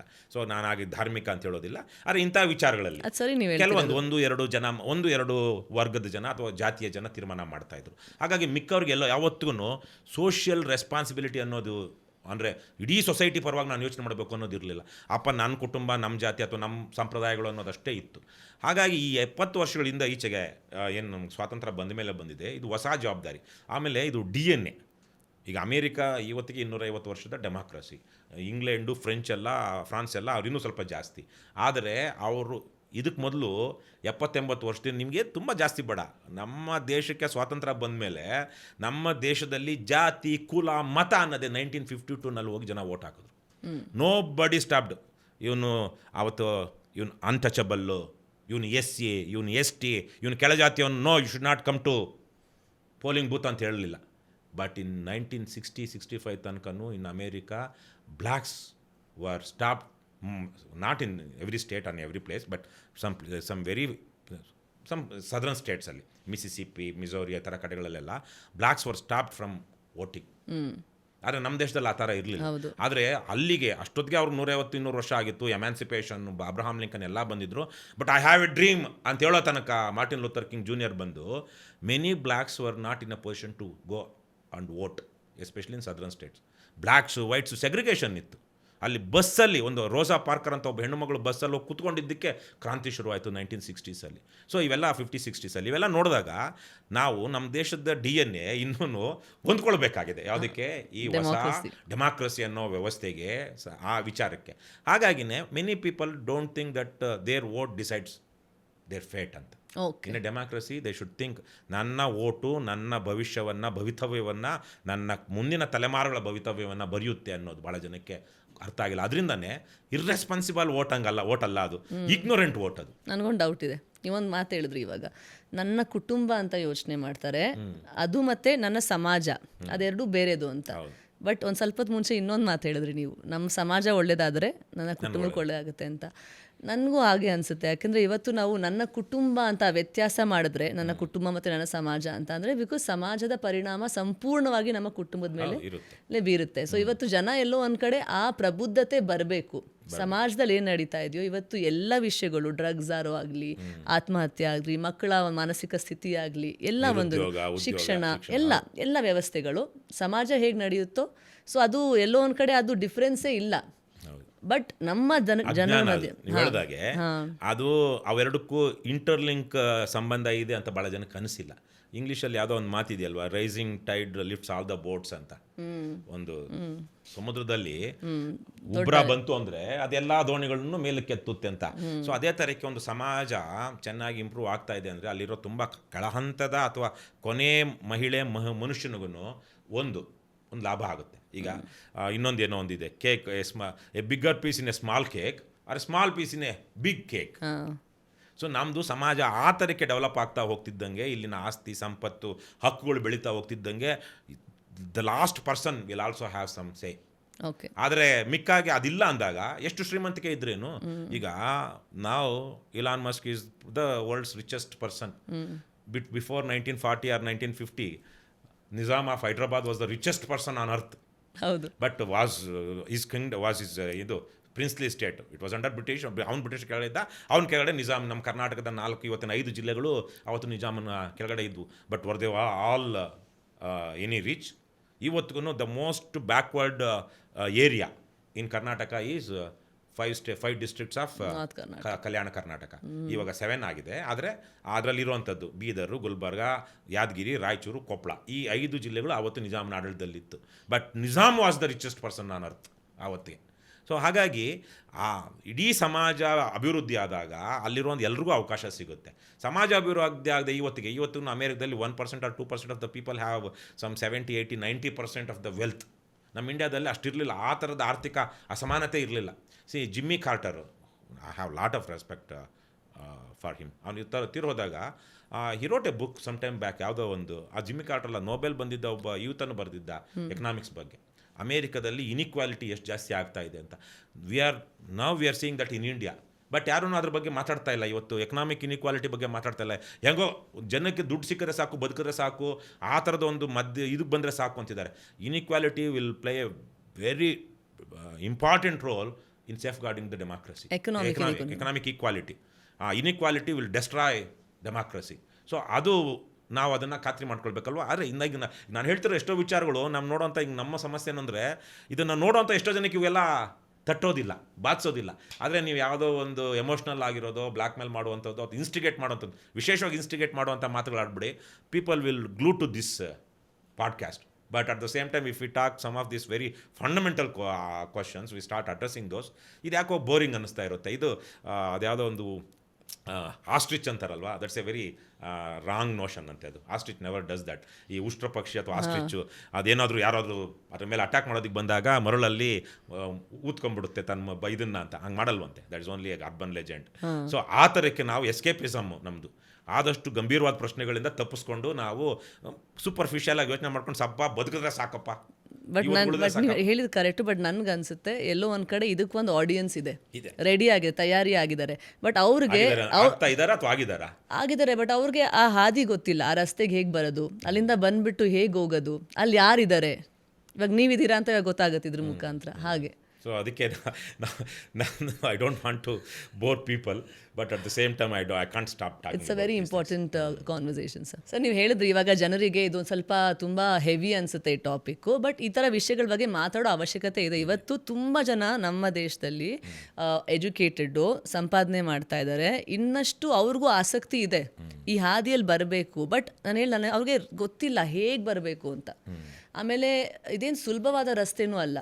ಸೊ ನೀವು ಫಸ್ಟ್ ಶುರು ಮಾಡಿದಾಗ ನೀವೊಬ್ರು ಹೋರಾಟಗಾರರಾಗಿದ್ರಿ, ಆ್ಯಕ್ಟಿವಿಸಮ್. ಅದರಿಂದ ನೀವು ರಾಜಕಾರಣಕ್ಕೆ ಬಂದ್ರಿ. ಅದು ಹೇಗೆ ಅಂದರೆ ರಾಜಕಾರಣಕ್ಕೆ ಬರೋದ್ರಿಂದ ವ್ಯತ್ಯಾಸ ಆಯಿತಾ? ಯಾಕೆ ಡಿಸೈಡ್ ಮಾಡಿದ್ರಿ? ನಾನು ಆಗಲೇ ಓಟಿನ ವಿಚಾರಕ್ಕೆ ಬಂದಾಗ ಒಂದು ಮಾತು ಹೇಳಿದೆ, ನಮ್ಮ ಓಟ್ ಎಲ್ಲನೂ ತೀರ್ಮಾನ ಮಾಡುತ್ತೆ ಅಂತ. ಸೊ ನಾವು ಆ್ಯಕ್ಟಿವಿಸಮ್ ಮಾಡೋವಾಗ ನಮಗೆ ತುಂಬ ಜವಾಬ್ದಾರಿಗಳೇನು ಇರೋದಿಲ್ಲ. ಅಂದರೆ ರಾಜಕಾರಣದಲ್ಲಿರುವಂಥ ಜವಾಬ್ದಾರಿ ಆ್ಯಕ್ಟಿವಿಸಮಲ್ಲಿ ಇರೋದಿಲ್ಲ. ಯಾಕೆ ಅಂದರೆ ನಾವು ನಮ್ಮದು ಏನು ಸರಿ ಇದೆಯೋ ಅದು ಮಾಡ್ತಾ ಇರ್ತೀವಿ. ಅಕ್ಕಪಕ್ಕದವ್ರಿಗೆ ಇಷ್ಟ ಆಗಲಿ ಬಿಡಲಿ, ನಾವು ಅದನ್ನು ಹೇಳ್ತಾ ಇರ್ತೀವಿ, ಒಂದು ಸಣ್ಣ ಗುಂಪಲ್ಲಿ ಮಾಡ್ತಾ ಇರ್ತೀವಿ. ಆದರೆ ರಾಜಕಾರಣ ಅನ್ನೋದು ಜನರನ್ನು ಒಲಿಸಿ ನಾವು ಸರಿಯಾದ ದಿಕ್ಕಿನಲ್ಲಿ ಕರ್ಕೊಂಡು ಹೋಗುವಂಥ ಒಂದು ದೊಡ್ಡ ಪವಿತ್ರವಾದ ಮತ್ತು ಶ್ರೇಷ್ಠವಾದ ಭಾಳ ಜವಾಬ್ದಾರಿಯುತವಾದ ಕೆಲಸ. ಸೊ ಹಾಗಾಗಿ ನಾವು ಎಷ್ಟೇ ಆ್ಯಕ್ಟಿವಿಸಮ್ ಮಾಡಿದ್ರು ಜನ ಓಟ್ ಹಾಕಿ ಗೆಲ್ಲಿಸೋ ಅಂಥವ್ರು ಕೆಟ್ಟವರಾಗಿದ್ದರೆ ಈ ವ್ಯವಸ್ಥೆ ಬದಲಾಗಲ್ಲ ಅನ್ನುವಂಥದ್ದು ಒಂದು ರಿಯಲೈಸೇಷನ್ ಮೊದಲಿಂದನೂ ಇತ್ತು ನನಗೆ. ವಿಶೇಷವಾಗಿ ಅಂಬೇಡ್ಕರ್ ಅವರು ಸಂವಿಧಾನವನ್ನು ದೇಶಕ್ಕೆ ಅರ್ಪಣೆ ಮಾಡ್ತಾ ಒಂದು ಮಾತು ಹೇಳ್ತಾರೆ, ಇದು ನಾವೊಂದು ಒಳ್ಳೆಯ ಸಂವಿಧಾನವನ್ನು ಇವತ್ತು ಕೊಟ್ಟಿದ್ದೀವಿ, ಆದರೆ ನೆನಪಿರಲಿ ಸಂವಿಧಾನ ಎಷ್ಟೇ ಉತ್ಕೃಷ್ಟವಾಗಿದ್ದರೂ ಅದು ನಿಭಾಯಿಸುವಂತಹ ಜನ ಆ ಕಾಲಘಟ್ಟದಲ್ಲಿ ಕೆಟ್ಟವರಾಗಿದ್ದರೆ ಆ ಸಂವಿಧಾನವೂ ಕೆಟ್ಟ ಸಂವಿಧಾನವಾಗುತ್ತೆ. ಆದರೆ ಒಂದು ಸಂವಿಧಾನ ಎಷ್ಟೇ ಕೆಟ್ಟದಾಗಿರಲಿ ಆ ಕಾಲಘಟ್ಟದಲ್ಲಿ ನಿಭಾಯಿಸುವಂಥವ್ರು ನೈತಿಕವಾಗಿ ಉತ್ತಮರಾಗಿದ್ದರೆ ಆ ಕೆಟ್ಟ ಸಂವಿಧಾನವೂ ಒಳ್ಳೆಯ ಸಂವಿಧಾನವಾಗಿ ಬಳಸಬಹುದು ಅಂತ. ಸೊ ಹಾಗಾಗಿ ಇವತ್ತಿನ ರಾಜಕಾರಣಕ್ಕೆ ನಾವು ಬರೋದಕ್ಕೆ ಮುಖ್ಯವಾದ ಇದೇನು ಅಂದರೆ ಆ್ಯಕ್ಟಿವಿಸಮಿಂದ ಎಷ್ಟೇ ಆಗಲಿ ಕೊನೆಗೆ ಎಲ್ಲ ತೀರ್ಮಾನ ಆಗೋದು ಎಲೆಕ್ಟ್ರಲ್ ಪಾಲಿಟಿಕ್ಸಲ್ಲಿ. ನಾವು ಆಯ್ಕೆ ಮಾಡುವಂಥ ಜನಪ್ರತಿನಿಧಿಗಳು, ಯಾಕಂದರೆ ಇದು ದಿಸ್ ಈಸ್ ಡೆಮಾಕ್ರಸಿ. ನಮ್ಮದು ಪಾರ್ಲಿಮೆಂಟ್ರಿ ಡೆಮಾಕ್ರಸಿ ಆಗಿರೋದು ಇನ್ನೊಂದು ಥರದ ಒಂದು ಅಪಾಯ. ಯಾಕಂದರೆ ಇವನು ಮುಖ್ಯಮಂತ್ರಿ ಒಬ್ಬನೇ ಒಳ್ಳೆಯವನಾಗಿದ್ದರೆ ಸಾಕಾಗಲ್ಲ. ಮುಖ್ಯಮಂತ್ರಿ ಒಳ್ಳೆಯವನ್ನೇ ಮುಖ್ಯಮಂತ್ರಿ ಮಾಡ್ತಾರೆ ಎಮ್ ಎಲ್ ಎಗಳೆಲ್ಲ ಸೇರಿಕೊಂಡು ಅಂತಲೂ ಇಲ್ಲ. ಈಗ ನೆನ್ನೆ ತಾನೇ ನಾದೆಂಡ್ಲ ಭಾಸ್ಕರ್ ರಾವ್ ಅಂತ ಆಂಧ್ರದ ಮಾಜಿ ಮುಖ್ಯಮಂತ್ರಿ ಸತ್ತವರು. ಜನ ಎಲ್ಲ ಅವತ್ತು ಸೇರಿಸಿ ಗೆಲ್ಲಿಸಿದ್ದು NTR ಮುಖ್ಯಮಂತ್ರಿ ಆಗ್ತಾರೆ ಅಂತ. NTRಗೆ ಏನೋ ಕಾಯಿಲೆ ಬಿದ್ದು ಅಮೇರಿಕಕ್ಕೆ ಹೋದಾಗ ಇಲ್ಲಿ ಕ್ಷಿಪ್ರಕ್ರಾಂತಿ ಆಯಿತು ಆಗಿ ಅವ್ರು ಅಲ್ಲೇ ಇದ್ದಾರೆ ಮುಖ್ಯಮಂತ್ರಿ, ಇಲ್ಲಿ ಮುಖ್ಯಮಂತ್ರಿಯಾಗಿ ಈತ ಅಲ್ಲಿ ತಗೊಂಡ್ಬಿಟ್ಟ. ಹಾಗಾಗಿ ಜನ, ಆದರೆ ಅಮೇರಿಕದಲ್ಲಿ ಪ್ರೆಸಿಡೆನ್ಷಿಯಲ್ ಡೆಮಾಕ್ರಸಿಲಿ ಹಿಂಗೆ ಆಗೋಕ್ಕೆ ಸಾಧ್ಯನೇ ಇಲ್ಲ. ಯಾರಾಗಿರ್ತಾರೋ ಅವರೇ ಇರ್ತಾರೆ. ಸೊ ಹಾಗಾಗಿ ಇಂಥ ಸಂದರ್ಭದಲ್ಲಿ ನಾವು ಹೆಚ್ಚೆಚ್ಚು ಜನ ಒಳ್ಳೆಯವ್ರು ಬರಬೇಕು ರಾಜಕೀಯಕ್ಕೆ, ಹೆಚ್ಚೆಚ್ಚು ಜನ ಉತ್ತಮರು ಯೋಗ್ಯರು ಬರಬೇಕು, ಮತ್ತು ಅವರನ್ನು ಆಯ್ಕೆ ಮಾಡುವಂಥ ಒಂದು ವ್ಯವಸ್ಥೆ ಸೃಷ್ಟಿ ಮಾಡಿಕೊಂಡ್ರೆ ಮಾತ್ರ ಈ ಪ್ರಜಾಪ್ರಭುತ್ವದಲ್ಲಿ ಎಲ್ಲರೂ ಬದುಕೋದಕ್ಕೆ ಆಗುತ್ತೆ. ಹಾಗಾಗಿನೇ ನಾವು ರಾಜಕೀಯವಾಗಿಯೇ ಇದು ಬದಲಾವಣೆ ಮಾಡಬೇಕು. ರಾಜಕೀಯ ಬದಲಾವಣೆಗಳಿಂದ ಸಾಧ್ಯ. ಮತ್ತು ರಾಜಕೀಯಕ್ಕೆ ಯಾರು ಬರಬೇಕು? ಜನನೇ ಬರಬೇಕು. ಅದರಲ್ಲಿ ಒಳ್ಳೆಯವರು ಬರಬೇಕು ಅಂದರೆ ಅವ್ರು ಎಲ್ಲ ವರ್ಗದಲ್ಲೂ ಇರ್ಬೋದಲ್ಲ. ಇಲ್ಲ ಈ ಜಾತಿಯಲ್ಲಿರೋರೆಲ್ಲ ಒಳ್ಳೆಯವರು ಇರ್ತಾರೆ, ಹಾಗಾಗಿ ಅವ್ರು ರಾಜಕೀಯಕ್ಕೆ ಬರಲಿ. ಈ ಶ್ರೀಮಂತರೆಲ್ಲ ಒಳ್ಳೆಯವರು ಇರ್ತಾರೆ, ಅವ್ರು ರಾಜಕೀಯಕ್ಕೆ ಬರಲಿ. ಇಲ್ಲ ಬಡವರು ಅವ್ರು ರಾಜಕೀಯಕ್ಕೆ ಬರಲಿ ಅಂತಿಲ್ಲ. ಸಮಾಜದ ಎಲ್ಲ ವರ್ಗಗಳನ್ನ ಪ್ರತಿನಿಧಿಸುವಂಥವ್ರು ಈ ವಿಶೇಷವಾಗಿ ಪಾರ್ಲಿಮೆಂಟ್ರಿ ಡೆಮಾಕ್ರಸಿಯಲ್ಲಿ ಬರಬೇಕು. ಆದರೆ ಇವತ್ತಿಗೆ ಏನಾಗಿದೆ, ದುಡ್ಡಿರುವಂಥವ್ರು, ಜಾತಿ ಬಲ ಇರುವಂಥವ್ರು ಅವರು ಮಾತ್ರ ಬರ್ತಾ ಇದ್ದಾರೆ. ಜಾತಿ ಬಲ ಇದ್ರೂ ನಿಮ್ಗೆ ದುಡ್ಡಿನ ಬಲ ಇದೆ ಅಂದ್ರೆ, ಅಲ್ಲ ನೀವು ಅದೇ ಜಾತಿಗೆ ಸೇರಿದ್ರು ನೀವು ದುಡ್ಡಿಲ್ಲ ಅಂದರೆ ನೀವು ಮನುಷ್ಯ ಅಲ್ಲ, ನೀನು ಲೀಡರ್ ಆಗೋದಕ್ಕೆ ಆಗೋದಿಲ್ಲ. ಈ ಪರಿಸ್ಥಿತಿ ಇದೆ. ಹಾಗಾಗಿ ಇದು ಬದಲಾಗಬೇಕು, ಡೆಮಾಕ್ರಟೈಸ್ ಆಗಬೇಕು ನಮ್ಮ ಎಲೆಕ್ಟ್ರಲ್ ಸಿಸ್ಟಮ್. ಡೆಮಾಕ್ರಸಿ ಅಷ್ಟೆಲ್ಲ ನಮ್ಮ ಇದನ್ನೇ ಜನ ಬರುವಂಥದ್ದು ಆಗಬೇಕು ಅಂತೇಳಿ ಆ ಕಾರಣದಿಂದಾಗಿ ನಾವು ರಾಜಕೀಯ ಮೊದಲಿಂದನೂ ಇತ್ತು. ಆದರೆ ಎಲ್ಲಿ ಶುರು ಮಾಡೋದು? ನಾನು ಅಮೇರಿಕದಿಂದ ಬಂದಾಗ ಬಿ ಜೆ ಪಿ ನನಗೆ ನನ್ನ ಸಿದ್ಧಾಂತಗಳಿಗೆ ನಾನು ಗಾಂಧಿ ಇದೇನು ಸಮಾನತೆ ಈ ಥರಕ್ಕೆಲ್ಲ ಬಂದಿರೋದ್ರಿಂದಾಗಿ ಯಾವುದು ಜಾತಿ ಕುಲ ಮತ ಭೇದ ಇಲ್ಲ, ನನಗೆ ಬಿ ಜೆ ಪಿ ಆಗೋದಿಲ್ಲ. ಆದರೆ ಬಿ ಜೆ ಪಿ ಆವತ್ತಿನ ಕಾಲಕ್ಕೆ ಪಾರ್ಟಿ ವಿತ್ ಡಿಫ್ರೆನ್ಸ್ ಅಂತ. ಇನ್ನು ಕಾಂಗ್ರೆಸ್ ಅಂತೂ ಒಂದು ರೀತಿಯಲ್ಲಿ ಭ್ರಷ್ಟ ಇದೆಲ್ಲ ಆಗೋಗಿತ್ತು, ವಂಶ ಪಾರಂಪರ್ಯ ರಾಜಕಾರಣ ಶುರುವಾಗಿತ್ತು, ಕಾಂಗ್ರೆಸ್ಗೆ ಹೋಗೋದಕ್ಕಾಗೋದಿಲ್ಲ. ಇನ್ನು ಜೆ ಡಿ ಎಸ್ಸು ಅದೂ ಅಷ್ಟೇ, ಬಹುತೇಕವಾಗಿ ಜೆ ಡಿ ಎಸ್ಸು ಅಷ್ಟೊತ್ತಿಗೆ ಒಂದು ರೀತಿಯಲ್ಲಿ ವಿಶ್ವಾಸಾರ್ಹ ಪಾರ್ಟಿ ಅಲ್ಲ ಅಂತ ಜನಕ್ಕಾಗಿತ್ತು. ನಾವು ಯಾವುದೇ ಜನಕ್ಕಷ್ಟೇ ಅಲ್ಲ, ನಮಗೂ ಅಲ್ಲಿ ಯಾರನ್ನೂ ನಾವು ನಂಬೋಕ್ಕಾಗೋದಿಲ್ಲ, ಇವ್ರು ನಿಜಕ್ಕೂ ಜನರ ಪರ ಕಾಳಜಿ ಇದೆ ಅಂತೇಳಿ ಬಿ ಜೆ ಪಿ ಲೀಡರ್ಗಳ ಬಗ್ಗೆ ಆಗಲಿ, ಕಾಂಗ್ರೆಸ್ ಲೀಡರ್ಗಳ ಬಗ್ಗೆ ಆಗಲಿ, ಜೆ ಡಿ ಎಸ್ ಲೀಡರ್ಗಳ ಬಗ್ಗೆ ಆಗಲಿ ಮಾತಾಡೋ ಸ್ಥಿತಿ ಅವಾಗಿರಲಿಲ್ಲ. ಸೊ ಹಾಗಾಗಿನೇ ನಾನು ರಾಜಕೀಯವಾಗಿ ತೊಡ್ಕೊಳ್ಬೇಕು ಅನ್ನೋ ಆಗಿದ್ದರೆ ಆವಾಗ ಒಂದು ಹೊಸ ಪಾರ್ಟಿ ಬಂದಿತ್ತು ಆಂಧ್ರದಲ್ಲಿ, ಲೋಕಸತ್ತಾ ಅಂತ, ಜಯಪ್ರಕಾಶ್ ನಾರಾಯಣ್ ಅಂತ, ನಾಟ್ ಲೋಕನಾಯಕ್ ಜಯಪ್ರಕಾಶ್ ನಾರಾಯಣ್. ಇವರು ಡಾಕ್ಟರ್ ಜಯಪ್ರಕಾಶ್ ನಾರಾಯಣ್ ಅಂತ MBBS ಓದ್ಕೊಂಡು IAS ಮಾಡಿ NTRಗೆ ಅವರು ಸೆಕ್ರೆಟರಿ ಆಗಿರ್ತಾರೆ. ಸೊ ಅವರು ವಾಲಂಟ್ರಿ ತಗೊಂಡು ಅವರೇ ಒಂದು ಪಾರ್ಟಿ ಮಾಡ್ತಾರೆ ಲೋಕಸತ್ತಾ ಅಂತ. ಅವರು MLAನೂ ಆಗ್ತಾರೆ 2009ಅಲ್ಲಿ. ಸೊ ಆವಾಗ ಕರ್ನಾಟಕದಲ್ಲೂ ಆ ಪಕ್ಷದ ಒಂದಷ್ಟು ಜನ ಇಲ್ಲಿ ಸೇರಿಕೊಂಡು ಮಾಡ್ತಾಯಿದ್ರು. ನಾನು ಇಂಡಿಯಾಗೆ ಬಂದಾಗ 2012ಅಲ್ಲಿ ಆ ಪಕ್ಷ ಸೇರಿಕೊಂಡೆ. ಸೊ ನನಗೆ ಅದೊಂಥರ ಅವ್ರು ಕ್ಲೀನ್ ಆ್ಯಂಡ್ ಆನೆಸ್ಟ್ ಪಾಲಿಟಿಕ್ಸ್ ಅವ್ರದ್ದು ಹಾಗೇ ಇದ್ದರು. ಹಾಗೇನು ಯಾಕಂದರೆ ಅವ್ರು ತುಂಬ ಒಳ್ಳೆ ಮನುಷ್ಯ. Doctor Jayaprakash Narayan is a very good person, ತುಂಬ ಜನಪರ, but is not a leader. ನಾನು ಅಲ್ಲಿದ್ದು ನೋಡೋದ್ವಲ್ವಾ, is not a political leader, is a good person, ಒಂಥರ ಬ್ಯೂರೋಕ್ರಾಟ್, ಬ್ಯೂರೋಕ್ರಾಟ್ ಥರಕ್ಕೆ. But he was not a person who inspires people to come forward and take up challenges, ಆ ಥರದ ವ್ಯಕ್ತಿತ್ವ ಅಲ್ಲ. So 2000 ಅವ್ರನ್ನೇ he worked with Aruna Roy, Arvind Kejriwal ಇವ್ರ ಜೊತೆ ಎಲ್ಲ ಕೆಲಸ ಮಾಡಿದವರು ಯಾವುದರಲ್ಲಿ RTI ತರೋದಕ್ಕೆ. But he was not an inspiring personality. ನಮ್ಮಲ್ಲಂತೂ ಈಗ ಇನ್ಸ್ಪೈರ್ ಮಾಡೋದಕ್ಕೆ ಇಲ್ಲ, ನೀವು ದೊಡ್ಡ ಮನುಷ್ಯರಾಗಿ ನಿಮ್ಮ ಜಾತಿ ನಿಮ್ಮ ಜೊತೆಗೆ ನಿಂತ್ಕೊಳ್ಬೇಕು, ಅಥವಾ ನೀವು ದೊಡ್ಡ ಮನುಷ್ಯರಾಗಿ ದುಡ್ಡು ಚೆಲ್ಲಿ ಜೊತೆಗೆ ಇಟ್ಕೊಳ್ಬೇಕು, ಈ ಥರದ್ದು. That was not is way of doing things. So ಅಲ್ಲಿ ಸೇರಿಕೊಂಡ್ವಿ. ಅದಾದಮೇಲೆ ಆಮ್ ಆದ್ಮಿ ಪಾರ್ಟಿಗೆ ಹೋಗಿದ್ದು. ಸೊ ಹೀಗೆ ಏನಾದರೂ ಬದಲಾವಣೆ ಆಗಲೇಬೇಕು ಅನ್ನೋ ಹಂಗಿದ್ರೆ ನಾವು ಆ್ಯಕ್ಟಿವಿಸಮ್, ನಾನು ನೋಡಿ, I was A writer in the beginning. ನಾನು ಯಾರಿಗೂ ಒಪ್ಸೋದು ಬೇಕಾಗಿರಲಿಲ್ಲ, ನನ್ನ ಮನಸ್ಸಿಗೆ ತೃಪ್ತಿ ಆದರೆ ಸಾಕಾಗಿತ್ತು. ಬಹಳ ನನ್ನ ರೈಟಿಂಗ್ ನೋಡಿದ್ರೆ ನನಗೆ ಈಗಲೂ ಖುಷಿ ಆಗುತ್ತೆ. ಸಚ್ಚೆ ಒಂಥರ ಫ್ಯಾಸಿನೇಟಿಂಗಾಗಿ ಬರೀತಿದ್ದೆ, ಮತ್ತು ಪ್ಯಾಷನೇಟಿಂದ ಬರೀತಿದ್ದೆ. ಐ ವಾಸ್ ಇನ್ನು ಯಾರಿಗೂ ಒಪ್ಪಿಸ್ಬೇಕಾಗಿಲ್ಲ, ನಂದಿದೆ ಅಂತ ಹೇಳ್ತಾ ಇದ್ದೆ. ಆದರೆ ಆಕ್ಟಿವಿಸಮ್ ಬಂದ ಮೇಲೆ ಭಯ ಆಗ್ತಿರ್ಲಿಲ್ವಾ? ಭಯ ಆ ಥರಕ್ಕೇನು, ರವಿಗಿಲ್ಲದ ಭಯ, ಶಶಿಗಿಲ್ಲದ ಭಯ, ತಾರಾ ನಿವಾಹಕ್ಕೆ ಇರದ ಭಯ, ನಿನಗೇತಕ್ಕೆ ಬಿಡು ಅಣು ಶ್ರದ್ಧೆ ನೀಡು, ನಿನ್ನನ್ನೇ ನೈವೇದ್ಯವ ನೀಡು ಅಂತ ಕುವೆಂಪು ಅವ್ರನ್ನ ಪದ್ಯದಲ್ಲಿ ಹೇಳ್ತಾರೆ. ಅದು ನನಗೆ ಯಾವಾಗಲೂ ಇನ್ಸ್ಪೈರ್, ಅದು. So inspiration. ಎಷ್ಟೊಂದು ದಿವಸ ಆದಮೇಲೆ ಒಂದು ಮಾತು ಕೇಳಿದೆ, ರಾಜಕೀಯ ಒಂದು ಪವಿತ್ರವಾದ ವ್ಯವಸ್ಥೆ. ಯಾಕಂದರೆ ಸಹಜವಾಗಿ ನಾವು ಕೇಳೋದಂದರೆ ರಾಜಕೀಯ ತುಂಬ ಡರ್ಟಿ, ಪಾಲಿಟಿಕ್ಸ್ ಇಸ್ ಡರ್ಟಿ, ಯಾರು ಇದಕ್ಕೆ ಬರಬಾರ್ದು, ಇದೇನಕ್ಕೆ ಮಾಡ್ತೀರಾ ಅದೇನೋ ಬೇರೆದು ಮಾಡಿ ಅಂತ. ಬಟ್ ನೀವು ನನಗೆ ಮುಖ್ಯವಾಗಿ ಏನಕ್ಕೆ ನೀವು ಮಾತಾಡಿಸ್ಬೇಕು ಅಂತ ಅನಿಸ್ತು ಅಂದರೆ ಇದಕ್ಕೇನೆ, ಬಿಕಾಸ್ ನಿಮ್ಮ ಆಲೋಚನೆ ಎಷ್ಟು ಕೌಂಡ್ರಲ್ಸ್ ಎಲ್ಲ ರಾಜಕೀಯದಲ್ಲಿ ಇದ್ದಾರೆ, ಇವತ್ತು ಭ್ರಷ್ಟರಲ್ಲಾಗಿದ್ದಾರೆ ಅಂದ್ಕೊಂಡು ನಾವು ನೋಡಬಾರ್ದು. ಇದು ಮಹಾತ್ಮ ಗಾಂಧೀಜಿ ಥರದವರು, he was a very popular politician of his time. ಇವತ್ತಿಗೂ ಎಂತೆಂಥ ಜನ ಇವರನ್ನೇ ಬದಲಾವಣೆ ಮಾಡಿದ್ದು. Abraham Lincoln, Martin Luther King, he never contested any election, but is also a politician. ಇವರೆಲ್ಲ ಪಾಲಿಟಿಕ್ಸ್ನ ಇದು ಮಾಡಿದಂಥವ್ರು. ಸೊ ಹಾಗಾಗಿ ಡೆಮಾಕ್ರಸಿಯಲ್ಲಿ, ಹಿಂದೆ ಪಾಲಿಟಿಕ್ಸ್ ಅಂದರೆ ಹಿಂದಿನ ರಾಜರದು ಅಂತಲ್ಲ, ಡೆಮಾಕ್ರಸಿಯಲ್ಲಿ politicians they play a very vital roll.